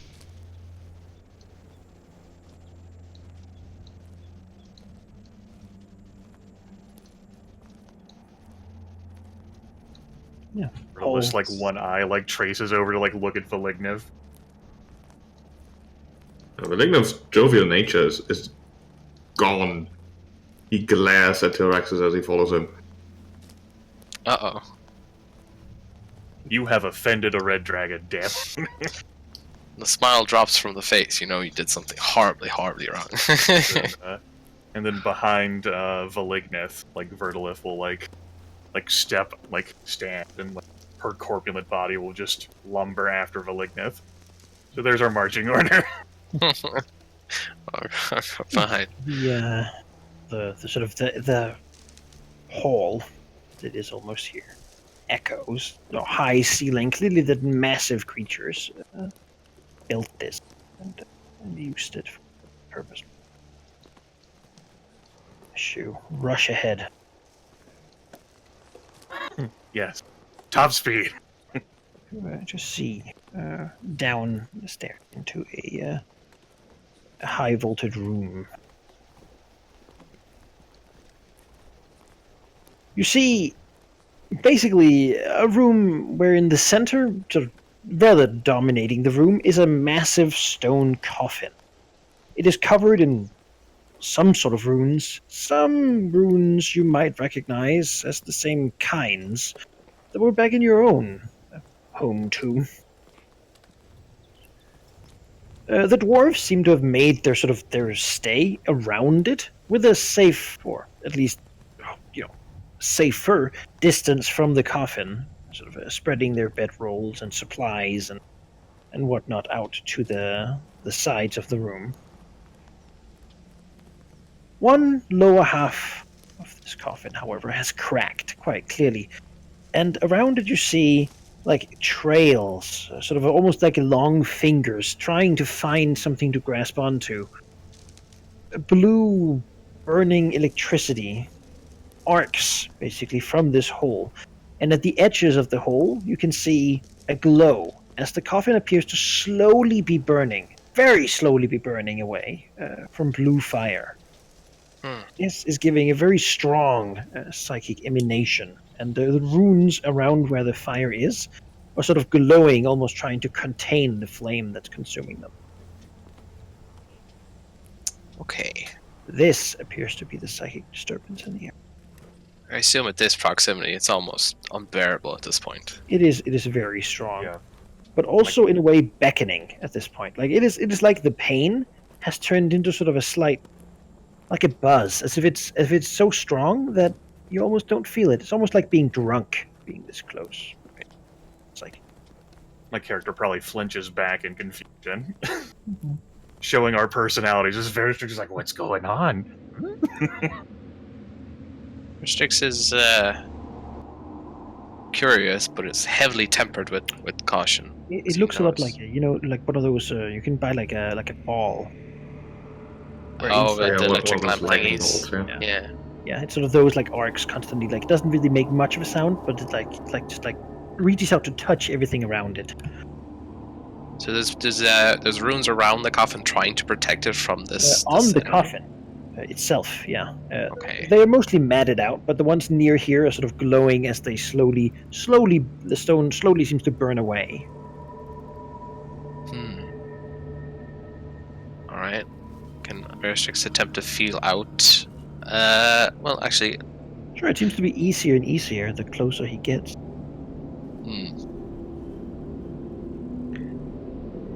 he's more interested in the runes. Can he make a wide berth? Can he go this way? He can go. Attempt No one's to. stopping him. Okay, he'll walk up But here. Valignith will get a bit closer as well. He will try to attempt to get to the foot of the coffin, and Sure. It appears as it sort of reaches out to like shit almost. It sort of appears to be slightly heated. Though this end of it doesn't seem to have been touched by the. can he still make out the runes, though? Oh yeah, they're there. Can he- Matted, faded by time, but they've been protected well from the elements in here. Can he divine how they work, or what? sort of Sure. They are in giant. thing? But yeah, sure, he can try to like a Arcana check, try to figure out what kind of magic. This is not an easy thing to do, but turns out he's good enough. These are runes of warding. Okay. Runes that would actually be divine in nature. They are runes of repose, of rest, of protection from the body that is inside this coffin. Does Grimith by chance recognize the meaning of the runes as well, considering, his class heritage? Sure, that makes sense. And this is an interesting situation because Grimith, you have a coffin, and inside that coffin is something. Now, surely if you broke the coffin, you'd see what's inside. Yeah. I physically cannot disagree. All right, well, that's your mission now. Then take a point. I had thought to compel that, but I was interested in story too. I mean, Verdilith is basically slowly tippy-tappy forward. You guys know the look in his eyes. Oh yeah, it's Like right that? there. He's just planning as he approaches. Hey, now, don't touch that. Maybe if we just scratch one of the runes, the rest will break like dominoes. I don't think breaking is the thing we need to do here. Tyrax just gets up heavily and goes down the stairs slowly. The coffin is currently closed and you're having problems, meaning that if it's open, it's not gonna do anything. As he scratches the side of the coffin like claws on a blackboard. It appears to be stone, slightly flaky actually, as if this whole blue flame has already made it brittle. We could just. It appears that the runes are what's keeping it together. So he's gonna try to dig inside, scratching at the wall. Commercial's back off, because he knows that what he's doing is exactly what this energy is trying to do, and that's not good. Sure. You can give me a check. Seeing the restricts back off, Tyrax will also back off and be like, "What are you doing?" I mean, what sort of check are you looking for? And athletics. All right. It's gonna go well then. You can break in. Actually, no. You scratch at it. Stone it might be brittle, but it is still stone. It's pushes and claws begin to dig into it, but it seems to resist it. It's a tough, ancient creation. Okay. Perhaps the runes strengthen still. Well, seeing as how that didn't do anything, Vertex will turn back. Is there a way, well, if we can't break it, is there a way that you can, I don't know, give these runes a bit of a boost on what they're doing, or? There probably could be. Tyrax shouts. Might be difficult. Shouts down. How do we put out the flame? Well, he'll try and pour some power in. Try and. You could. Stoke Putting up. out this fire would be a skill challenge, though. And not the easiest one. Right. Well, I can't decide that for myself, so. Oh, you can. You can simply enter it. And, by myself? I mean, whoever wants to help. Okay. Sure. I would like to do that because Vertex, whatever this thing is, it is wrong. Wrong. Just it shouldn't exist. And its existence is just an affront to him. Sure. And he needs to fix this. So failing this skill challenge means that the runes break from your meddling. Okay. Success means that you manage to put out this blue fire that has caught on. Right. Well, if they break, then that is just what Blackguard wanted anyway. So either way, it's a win-win for one of us. So yes, let's try and put this out. And Vertex would like to pour more power into the protective runes to kind of, like you would dampen a fire. So I'd assume that would be an Arcana check. Sure. Okay. Yes, he manages to pour some magic into the fire, perhaps quench it a bit, though it seems that arcane magic generally would strengthen it, psionic magic seems to be something that could perhaps learn to control it. It's as if this strange blue flame answers to it a little bit. Tell me more about controlling it. Oh, you're just in the middle of extinguishing it forever. So. Yeah, see, we have to break the coffin, and then you'll know all about it. Well, perhaps he wants to weaken it just enough that he can exert his control over it. Maybe that's his plan. I should say it's a complex thing. Not too complex, but complex. You need 6 successes before. Really. So I still feel obligated to try to do the exact opposite that the skill challenge tries to achieve. All right. So maybe Verdilith will also try to do some of his own magics with an Arcana check, but surely if he fails, that counts as a success for Earthfix, right? What? You can simply, you can. Sure, why not? Yeah, you can. Well, you're trying to short circuit what I do, but if you fail badly enough, it just makes it even better for me. Watch to Yeah. try to Alright. do something, but Sure. Uh, Trying to pose let's see, me. that's Arcana. My will be done, damn it. 1 success, 1 failure. The others don't seem to be wanting to near this situation. I No. mean, Traxxas just sits there looking. He doesn't know what's happening. Like, And he's- Verdilith right. is making a case to Telraxis that could, go down to the monastery and they might know something about this and can, resolve this, because... Yeah. Traxxas is listening. I have social skills. I'm strong. I'm not sure how that applies here. Maybe if there's like a big rune stone that is fallen off or is out of alignment, maybe Tyraxis could help push it in right again. Maybe you can push the lid of the tomb. That doesn't seem... I mean, things like perception, looking around, nature could be related, as this is basically the opposite of nature. No. Just a You could try to question. maybe go into this horrible thing and try to near it and physically put something on it or close it. Dungeoneering, it's a structure. You could begin to mess with the stone and try to. I guess I could try to use my endurance to absorb some of its power. I don't know if that's possible. Yeah, I do that. Try to go into the thing and try to absorb some of the. I burning. mean, it is like Rays. lightning, so Yeah, kinda. That what he will do? He's like, I could be lightning shocked by this. It's like high persistence to Get this. into, If it's psychic, though, that'd be go interesting. into the lightning. If you Well, Traxxas looks, well, would I be infected with the madness if I do? probably. Frowns. Most probably, yes. Which is why we have to break this thing. Well, he kind of falls silent for a second. Perhaps. Would I risk going crazy if I touched it? Okay.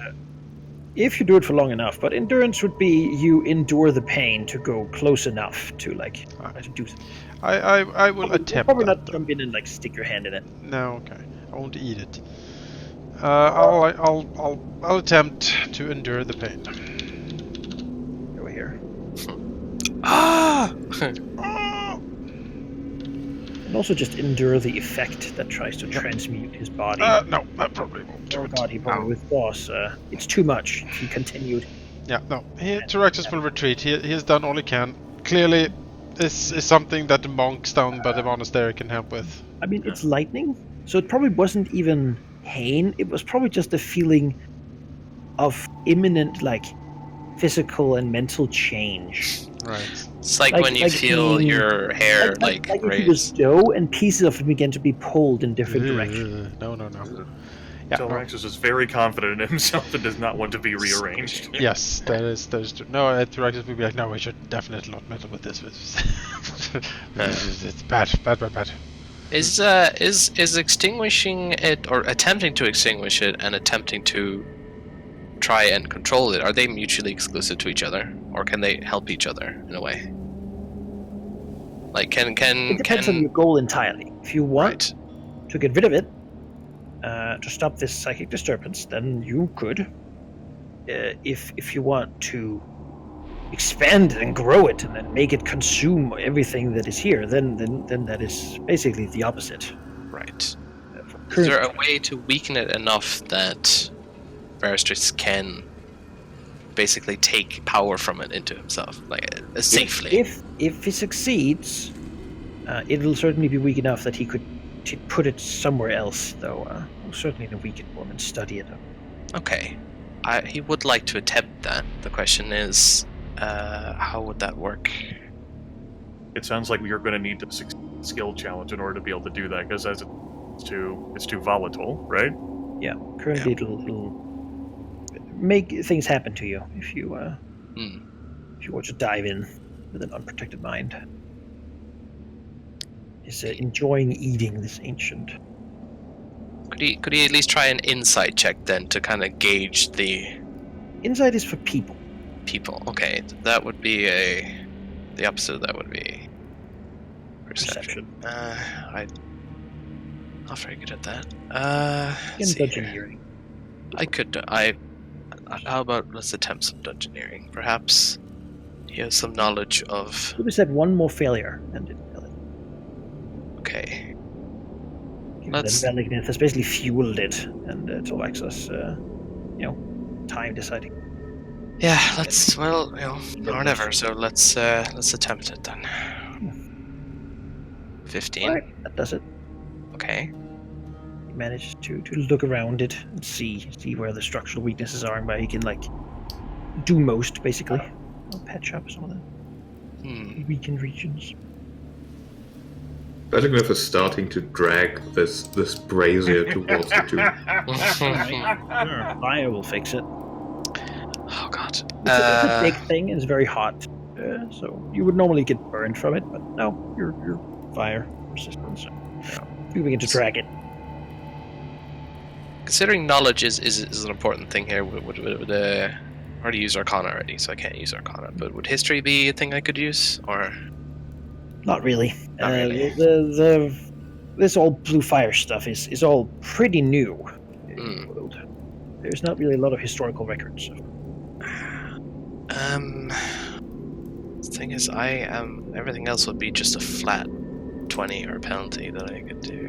Well, I think this should be resolved now. I am calling Veristrix's compulsion. My will becomes reality. You will not accept defeat. This skill challenge will be resolved. Sure. Those things that you, as a player, think you're not good at, Veristrix thinks he's great at everything, I'm sure. Great at everything. Alright then, let's try... What can I use?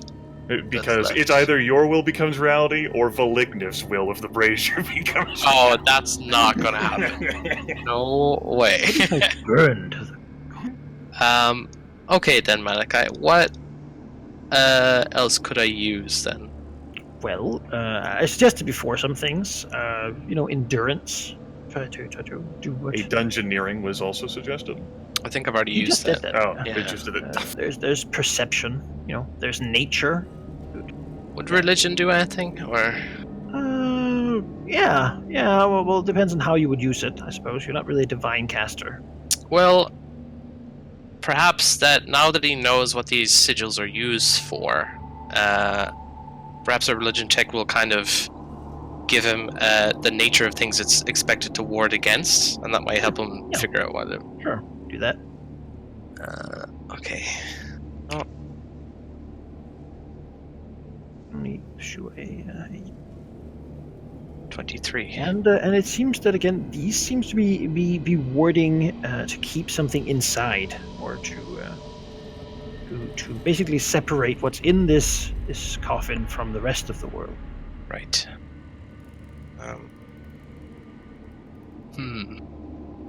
Well, he's gonna keep exerting his perceived control over reality until it's finished. So take your draconic essence. Yes. bonus. Meanwhile, the This sound bonus of could be used on such a skill check. It's pretty relevant. meanwhile the sound of heavy rock dragging on rock. All Elizabeth's right. probably thinking about like how awesome this destruction truth was gonna be. You will discover all He's a this. battle against time here. Let's try perception then. What does the draconic essence give towards a check? For every point that is expended, it would give you a +1. Got a 1-to-1 trade-off. So Right. 1 point of draconic essence, +1 to the skill roll. Well, not good at perception, but I need to do this, so no. Embrace his nature. Or- Yes, you will. Looks like you did a +0 though. Yeah, because I have a -1 to perception. So, Failure. yes. Which puts you at 3 failures. Almost there though. 4 successes, 3 failures. Yeah. But yes, as he sort of looks and stands here considering, and can hear Verdilith like pull this thing, like the runes sort of having been messed with seem to already be fairly fragile. Some of the regions they've sort of been touched where they sort of begin to fade and fall apart. He hears like almost as if something from the outside, like a presence, like a great eye in the sky, is watching down in this night. Not like just the sensation of being watched intensely suddenly appears in the room. Okay. That's not very good. It's, Good, he said the room. Phew! Well, I mean, if there was something heavy that needed to be pushed in the correct position, I can do that. But yes. I As things begin to crumble, and as the flame sort of spreads far out, and sort of rushes along the runes in a sudden jolt, that's forcing Verstrix to step back, as they just like the surface edges of the thing crumbles and it sort of crackles. You see, it's already full of like these cracks and breaks, and they usually just run this fire alongside them, rapidly burning and sort of flaring up. As this might even be something that Tolwaxos recognizes. A dark necrotic force enters the room. alright, he gets up and it's like, alright, something's coming. Something indeed comes, like beginning to, from inside the coffin, you can hear breaking sounds and cracks as the breaking stone basically begins to fall in on the coffin, and from inside, massive bony hands clad in thick, ancient-looking armor begins to rip and tear out as a huge creature sort of begins to rise from this grave.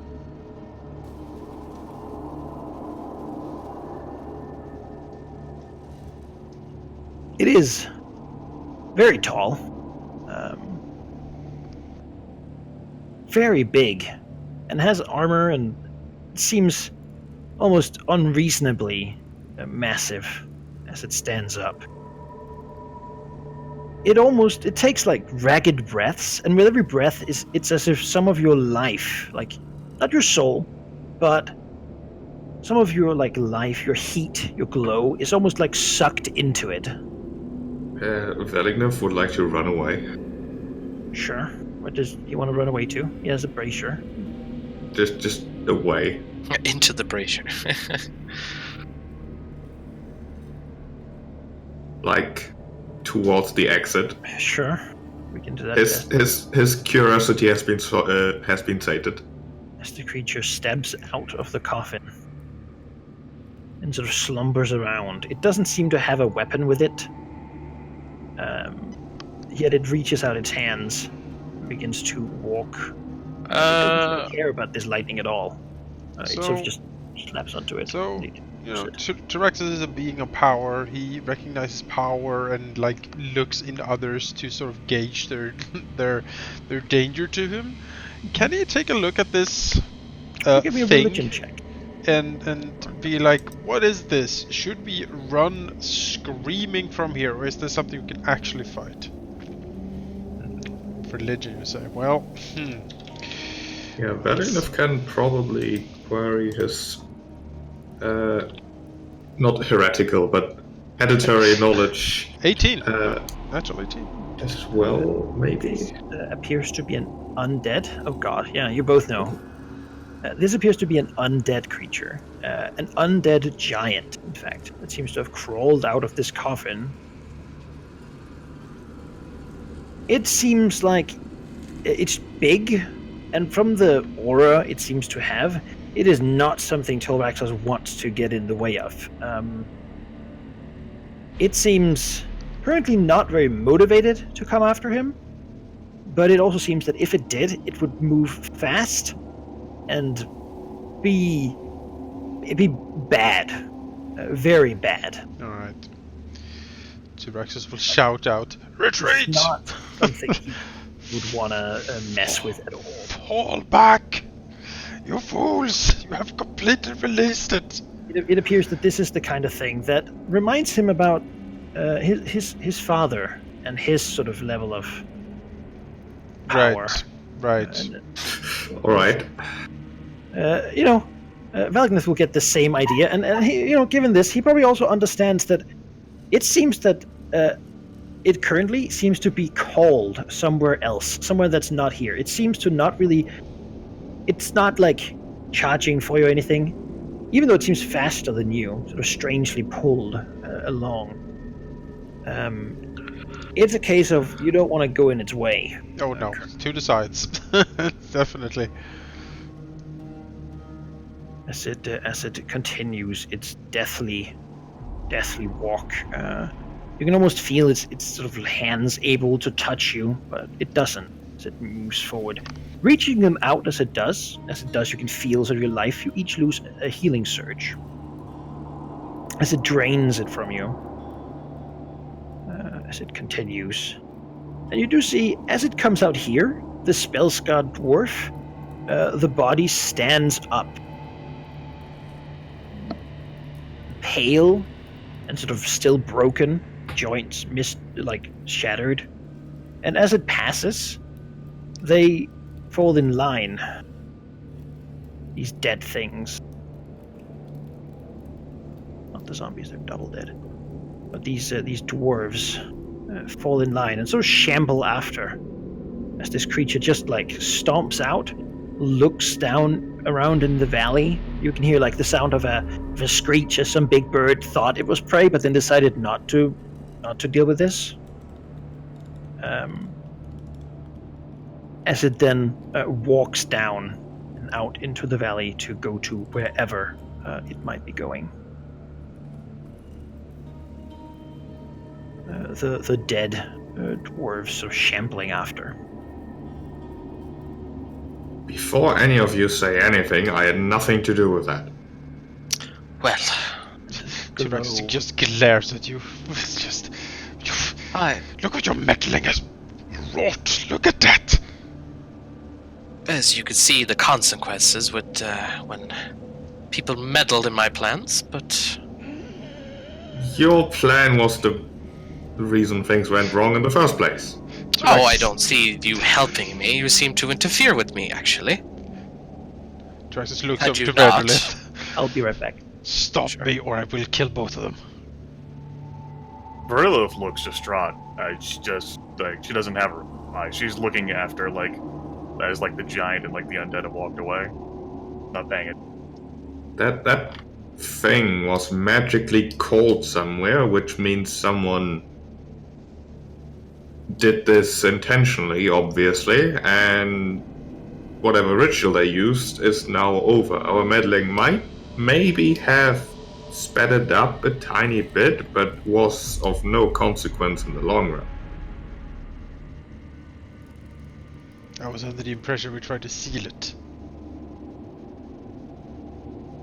It was already sealed. The disturbance was trying to burn through it to release it.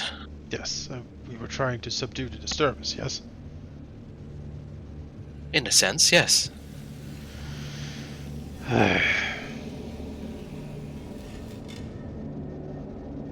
Well, now we know that there's someone out there with the power to control psychic energy or whatever to do his bidding, and he's apparently raising undead giants. We could follow the giant, then we would know where we should stay away from. If we follow that thing, we'd die. I'm sure that we could see from any height the destruction it causes in its wake. We do not need to follow. Jarsis looks out the door, grumbles. This was supposed to be our valley. A minor, well, hiccup. He snorts. Don't even start. That is not minor. It's quite giant, in fact. A bit of You were- information, perhaps.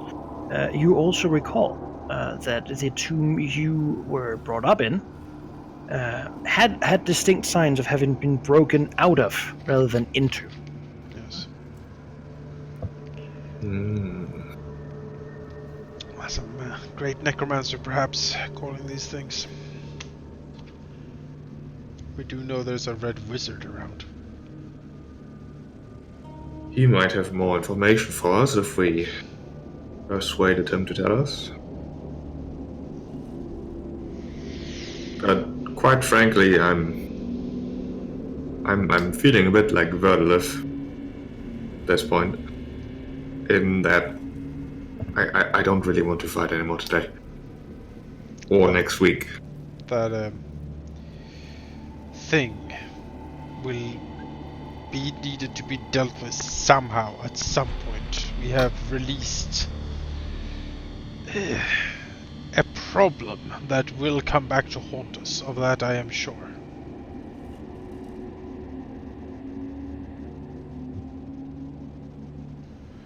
Looks at the tomb and then says, please, next time we come across something like this, just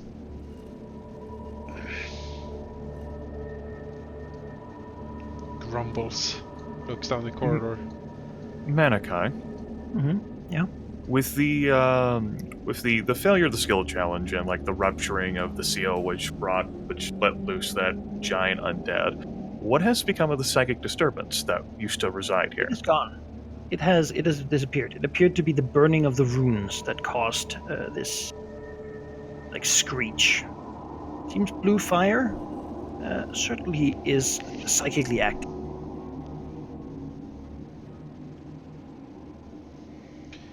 Is there any The loot in the headache tomb? would- appears to be a lot of the dwarf supplies and some of their stuff. You can certainly begin digging through it. Is there anything in the actual, like, sarcophagus or whatever? It's open now, right?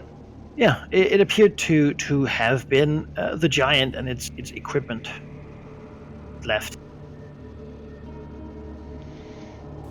Around, there's 200 gold pieces worth of stuff, being that coins,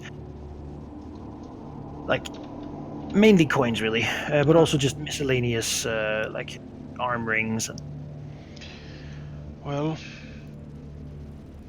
with the tomb now silent and all protectors dead or walked away, this could be a decent spot for us to rest. It's at least safe from the birds and doesn't have as many plants as outside. There is food, although strange food. It sniffs at the supplies suspiciously. like spiced sausages, a lot of boar, Alright, that's not salted bad. and cured boar meat. Verdilith snorts, and in distressed voice says, "We'll have traded one tomb for another. You are content with this?" But this is our tomb. Difference. It is decent enough for this week, at least. We need to rest up somewhat.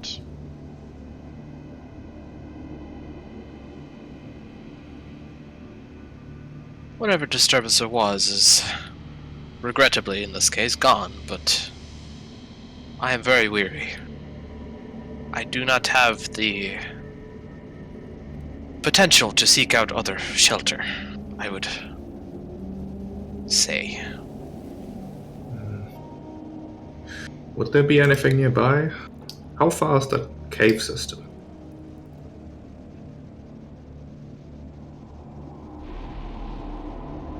The cave system is unexplored and filled with danger. At least that's what we know of it.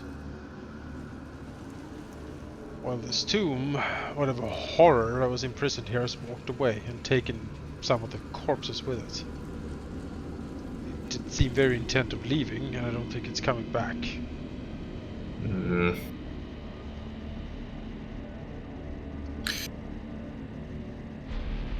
I don't know, if Verdilith has concerns about resting, I will take those concerns very seriously.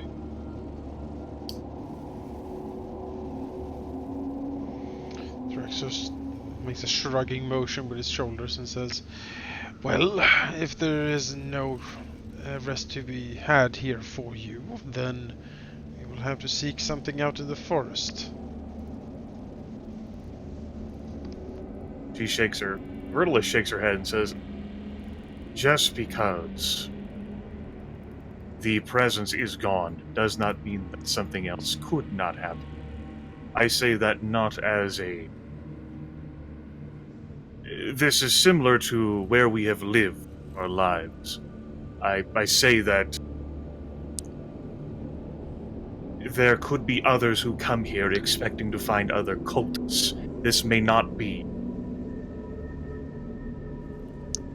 Like a claw, reaches out and taps the wall. It is unsettling to me.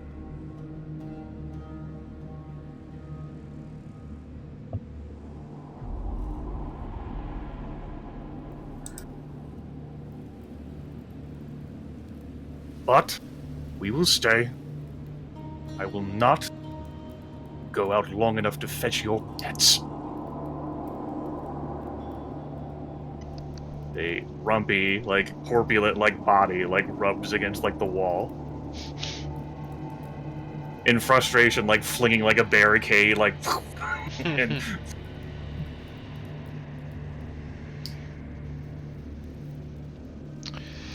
Yeah, Tyraxus will... He will stalk out and see if he can collect the dwarfs.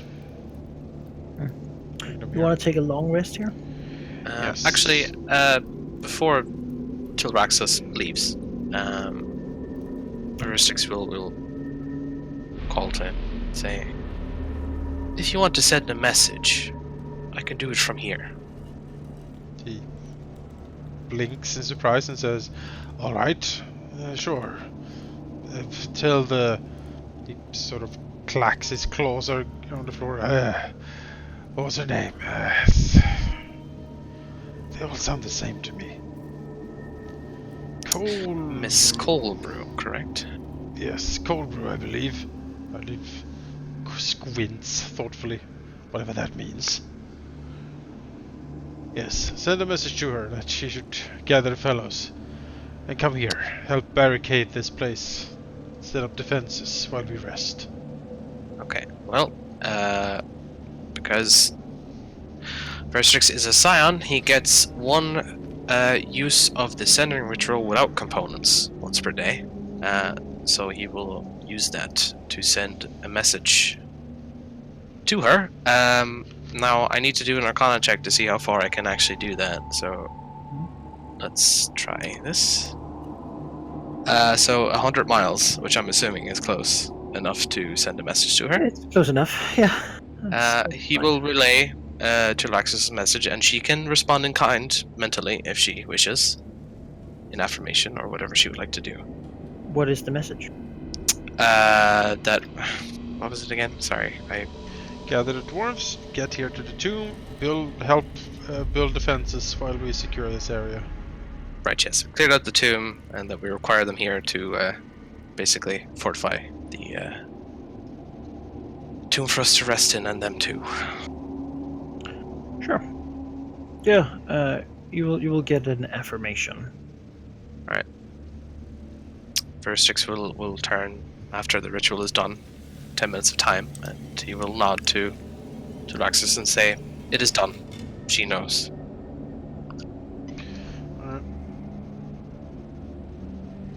Then Tyraxus will, in the beginning, settle down at the entrance here to keep an eye out for them. If something huge returns, he would like the option to run away and not be trapped in here. But, you know, if everything is fine, then he is gonna retreat into the tomb later to have some rest.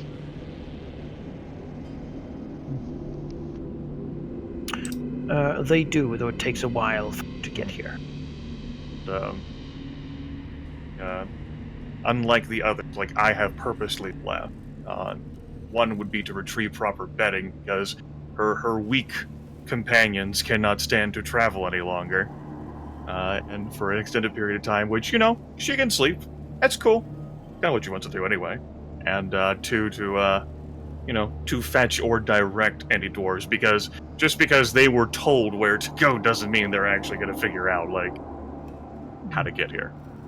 There might be a bear out there. Yeah, the sort of the broken path of dead vegetation that stretches behind whatever just walked through. Yeah.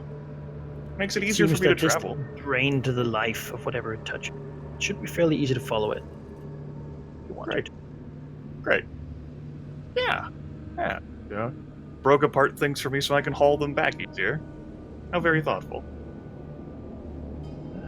Yeah, Horse will return.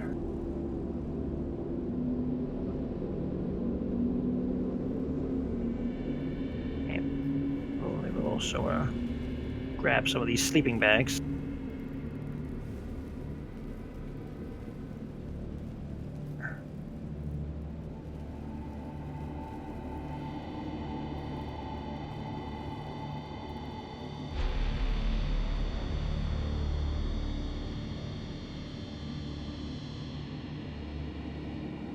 As their little place. They will certainly guard if asked to. They are guards, after all. Do. They seem to, again, I mean, you're dragons, you killed everyone here, and that's certainly more than they could ask. Or that they could have ever done. Yeah. Do you wish to take a long rest? Yes, I believe so. I believe I am the only one voting against it. I think we could do one more fight if it came to it without too much issue. But if we get into more than one, then that's issues. So, a long rest, drag, means more than just like sleeping a night. It means staying here for a 10-day. That includes things like casual hunting, grooming, care of oneself, counting money, finding bedding, all these things that the dragons do when you're spending your time. Do you wish to leave your money here, or do you wish to still carry that with you? Carry it always. I know you have a thing to find a place to dump your hoard. Hey. Yeah, I mean, we don't have that much to here, but no. I mean, we need something a little bit more defensible and intricate for the. This is just a huge open tunnel. You know, it gives us some shielding and a place to live. But, speaking as Grimith, like no one's gonna fucking come here because this place is very barren and there's very few people in this valley to begin with. A significant chunk of them were cultists, which resided here. So it's not like the birds are gonna come in here to fucking steal the gold. Birds love gold. I don't know. Maybe you're right. I am. This since the psionic disturbance is gone, this is the place to safely rest and store loot. Even though it is most certainly not my character's top 20. It's a temporary. It could work as a temporary base, sure. I am wary of the rampaging orcs, but they are further into the valley, I believe. So they're so far away. Alright, sure. I suppose we can make this a temporary lair Thing. and make a little gold pile in like the cracked tomb or something. We can take turns to sleep on it. Coin each. No, we split it up, obviously. That's not a lot of coins to sleep on. I'm not gonna sleep on second-hand gold. You're not gonna have a sloppy seconds on the gold. No.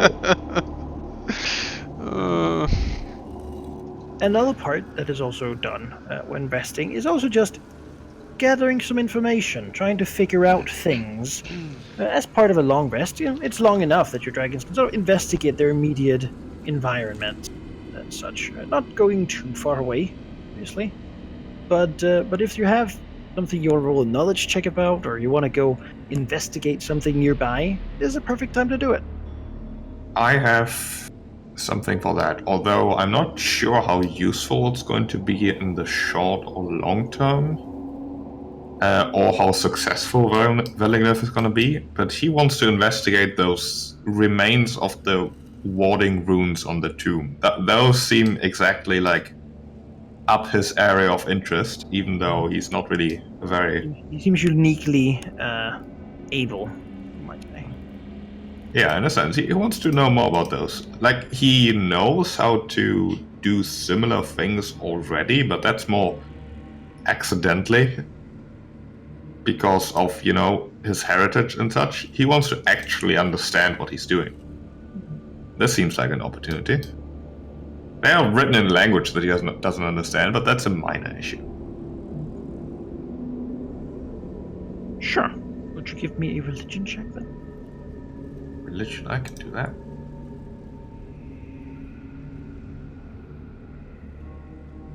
$20 plus...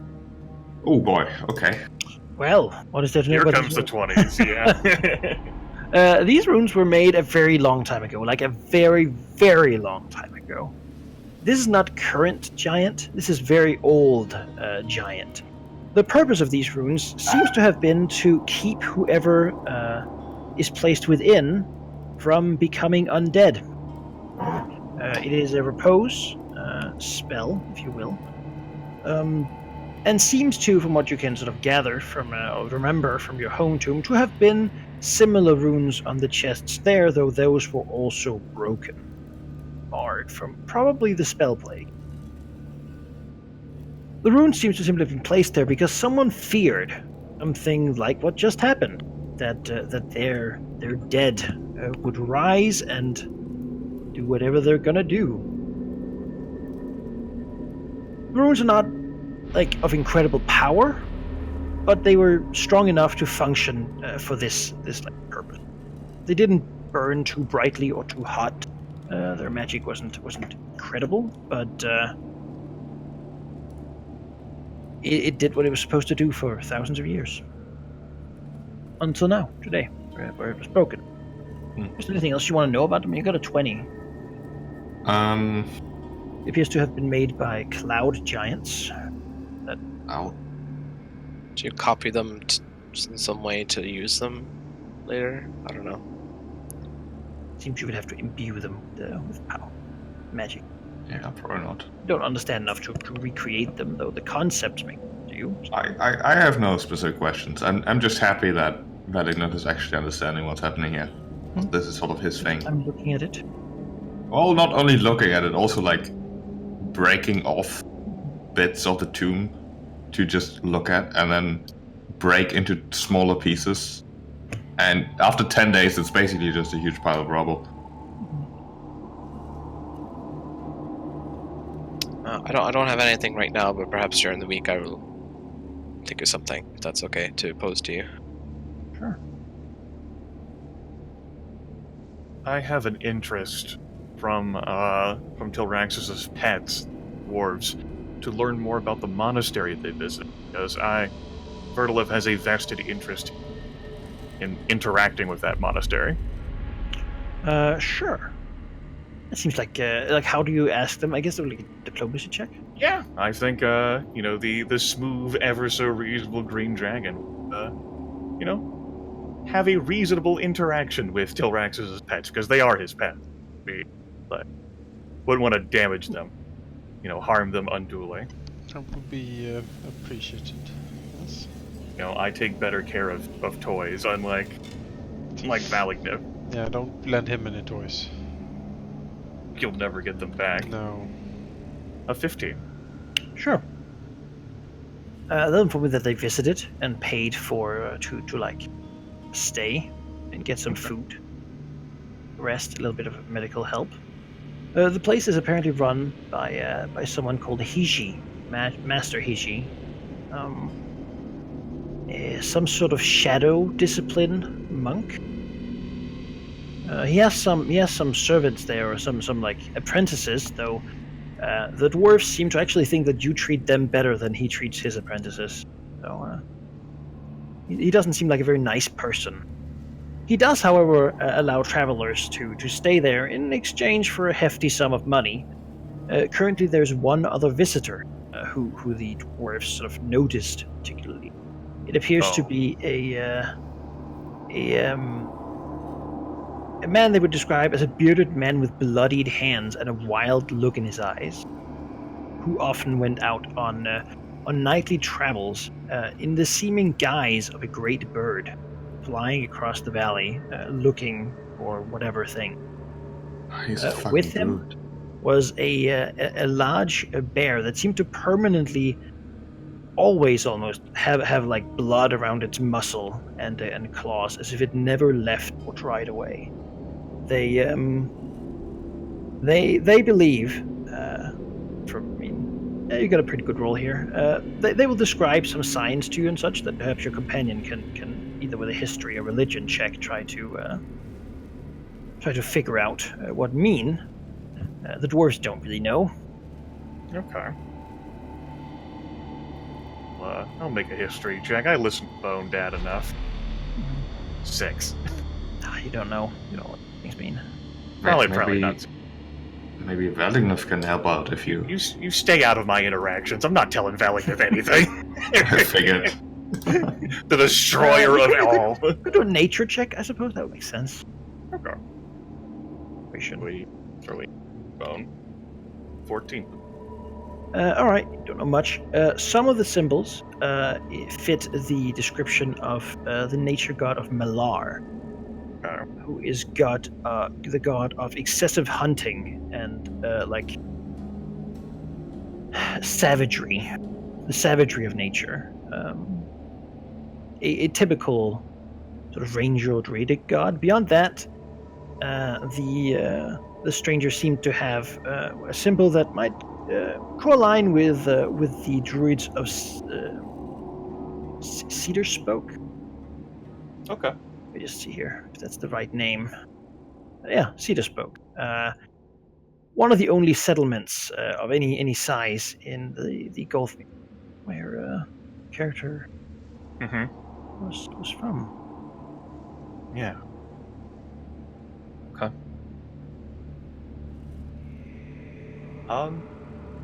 That's it. She does have a vested interest in visiting the monastery, but not sound something that is for our today. Other thing is to keep an eye out for any imps. Yes, no imps visible, at least, to show up. Good. And bad, but good. That's it for me.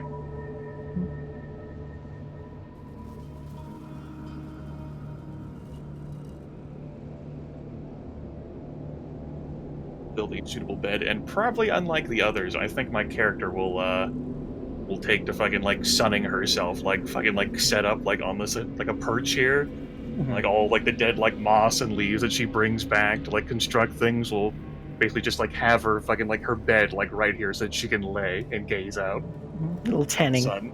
Yeah, that feels great. That's something I wasn't able to get. These big stone door pieces actually get very warm when the sun sort of bakes them. Nice. It is certainly sort of a pleasant heat. Not a chilly, damp ruin. There, but they don't seem to be willing to come this close to walls and whatnot. to what to hunt. Sometimes you can see them like hunting. They seem to like fly down, like grab a goat and just fly away with it. From here, they fly south with their prey to carry it to wherever they do with it. Okay. Should keep that in. We get the great Yeah. birds. As for your own hunting in this region, it's primarily, I mean, there's the dwarven supplies, which are plentiful. It seems they've carried quite a lot with them that you can certainly eat. But beyond that, there seem to be like small mountain goats, not too big, that sort of jump around the different rocks. Generally trying to stay out of sight from flying things, which might be a nice annoyance for you. As that's probably your preferred way of hunting, grabbing them off the cliff sides.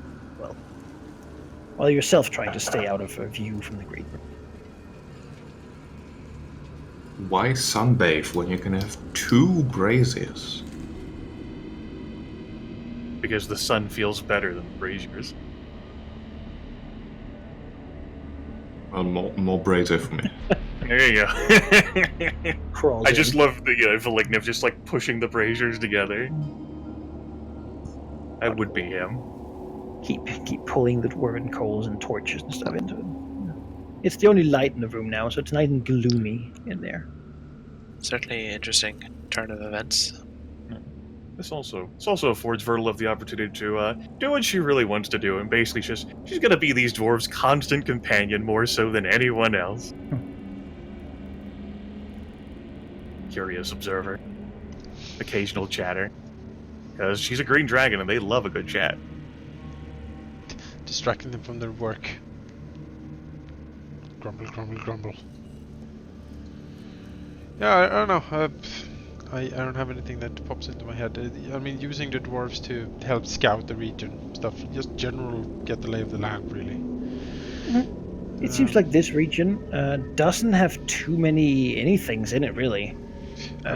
It's pretty barren. There's no sight of orcs or kobolds or really anything else going on. While mainly the birds seem to dominate. I wonder if those animal attack marks we found below, was that part of the crazed monk druid guy, perhaps? That's what Verdilith is thinking after her conversation with the dwarves. Yeah, because he would be crazy enough to go up here and just...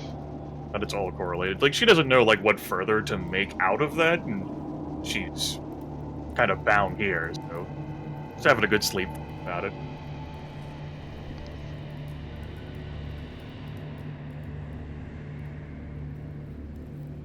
She might come up with some cunning scheme. Just give her a week. Days.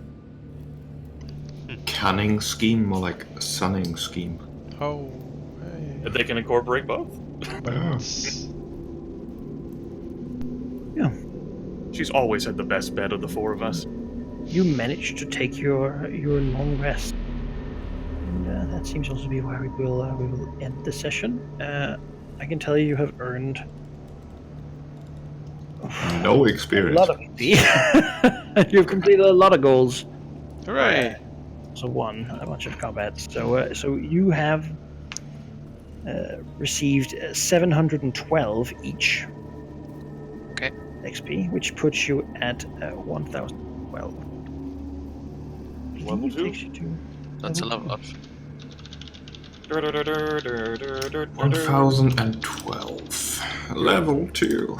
Choose a power. You have found a place to please rest and store loot. You have defeated the plague cult. You have discovered the source of the psychic disturbance, and you have embraced the compulsion, Yes. So, which will, for next time, clear up 4. Oh god. We could barely think of like 3 potential You don't have goals. to put them all down, of course. how much did we get again? Sorry. We 712. 700. now have a total of 1012 XP over the 2 sessions.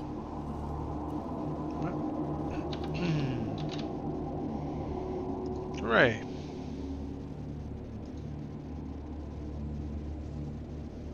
Yeah. Feat choice to make. Alright. It worked out alright. I enjoyed the session. Yeah. Yes. I love it when a plan comes together. Yeah, that's what happened. Plan coming together. It was. Shush.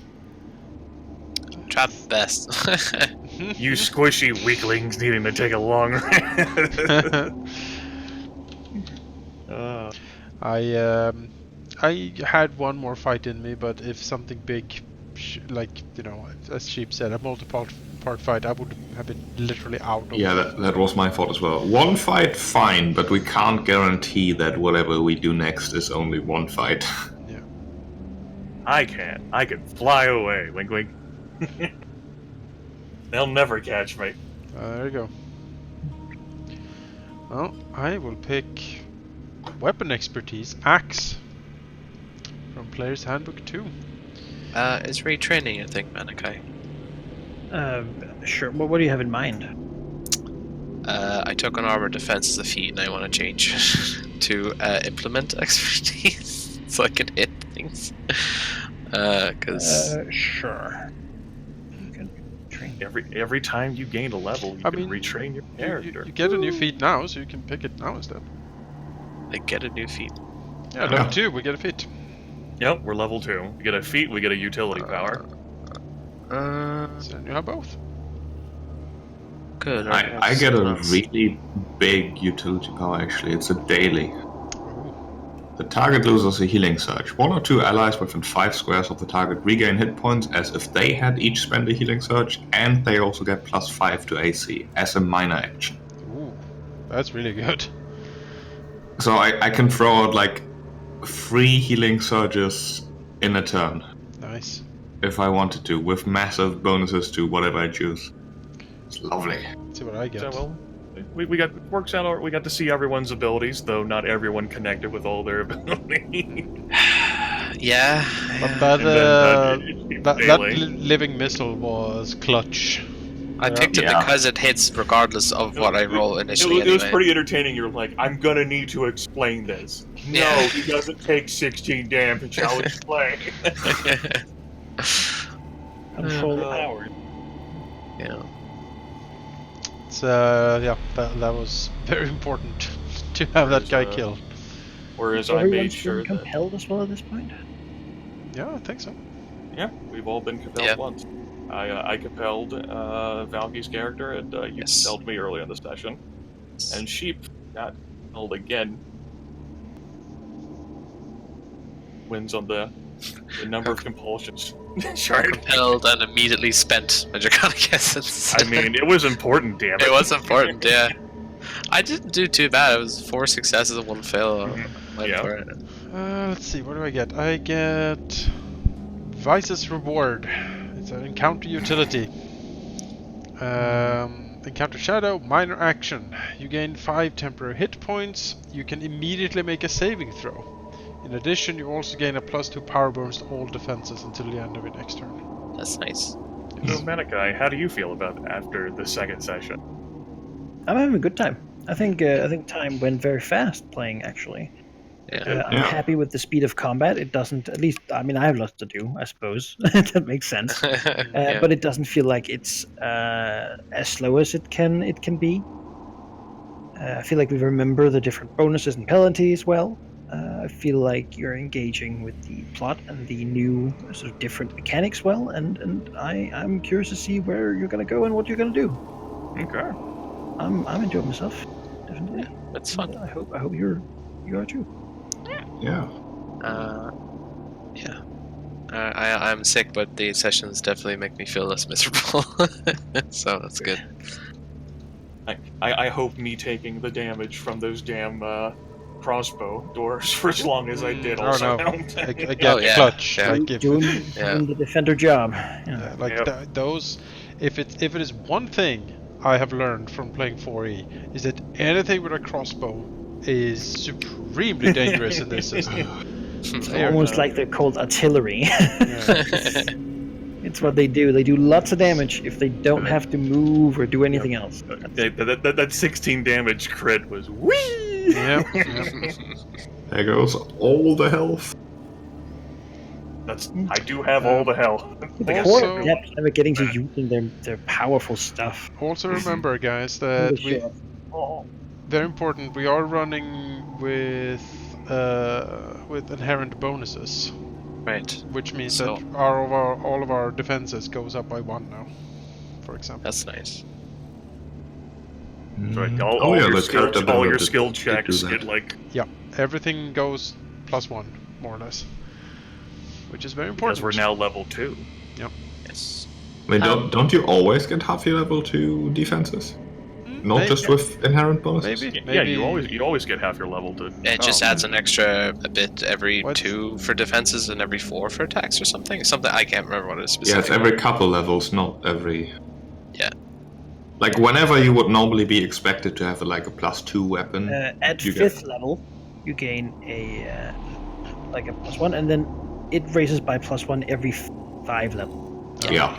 Well, that's far away then. Speaking of +1s, Manaki, this orb, I'm not sure how magical, I forget how magical items work, but is this something I can use immediately, or is there something that needs to be done with it first? Or... You would put it in your item slot normally. Now you are dragon, Yes, which means that you need to put it in your hoard right.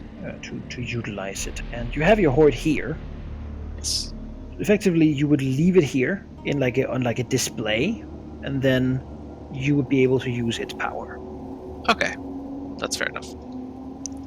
So wherever you choose, I imagine you're gonna be like down here somewhere. Wherever you choose to have your thing, you will have like an orb on display with like a couple of coins around it or whatever. Okay, that Whatever works you for me. have in your hoard. A map you drew of the place. Yeah.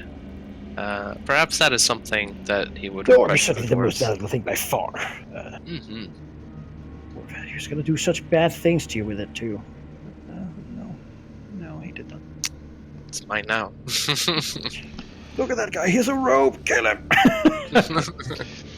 Oh, it's a wise thing to do. Is the initiative macro updated so it takes level into account?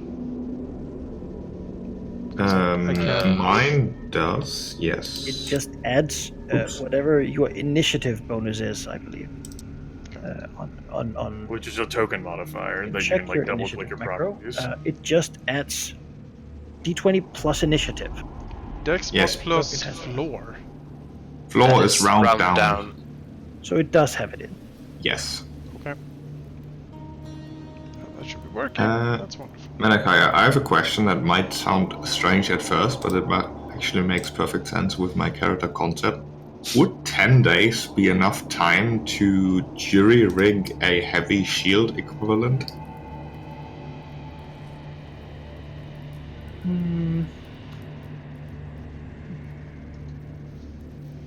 What would you flavor that as? Basically, steal one of the breastplates from the dwarves. They don't need them. Like bend it on your arm? I was thinking like as a like tail sort of thing. Sure. So you can swing that around and block attacks. Yeah, I mean, if you don't already have a shield AC, No, not yet. and you're gonna take a feat to gain proficiency, is that what? Yes, that's the plan. The heavy shield proficiency feat. I have light shield. You got some broken dwarven breastplate pieces. I'll say you can do that. To replace, of course, whatever shield bonus you might have. Yeah, I have none currently. Yeah, I think that's fair. Hammer some runes into it, make it look fancy, even though it's,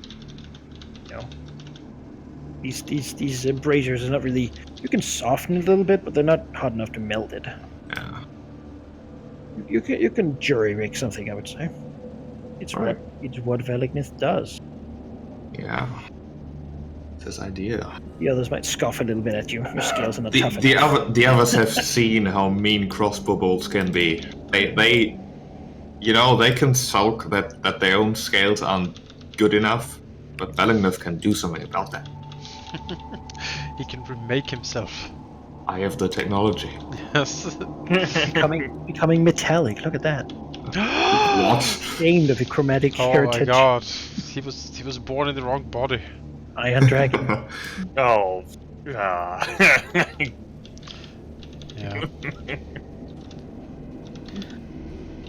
Alright, yeah, we. There's the soul of a man inside him. Oh, how horrible. Chiron. Oh What? no. Not that guy. He's a red dragon, it makes sense. He's a fucking dick. Bellingness is reverse Chiron. At level 30, he'll turn into a man. I haven't reached perfection. He'll turn into 2 men. Yeah. Oh, of course, that makes sense. Yeah.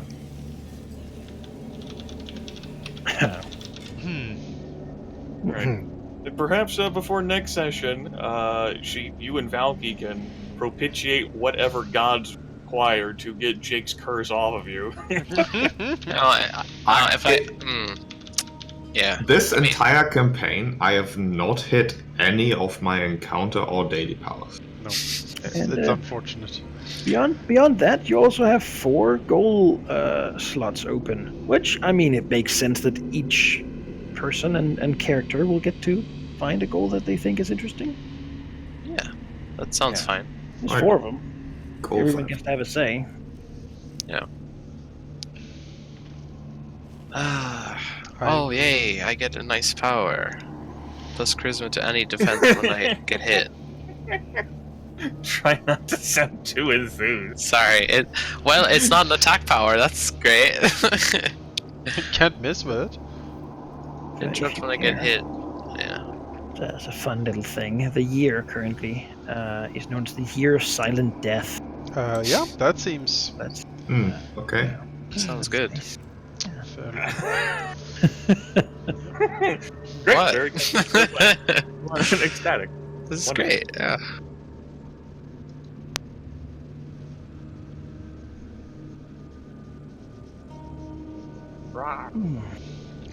Indeed. Alright, I am going to head off and get some rest, but thanks for the session as always. It was fun. you too. And I'll see you guys next week. Yeah, take care. Yes, good night. Get Good well. night. Good night, everybody. We'll see you next week. Woo! Woo! Dragons.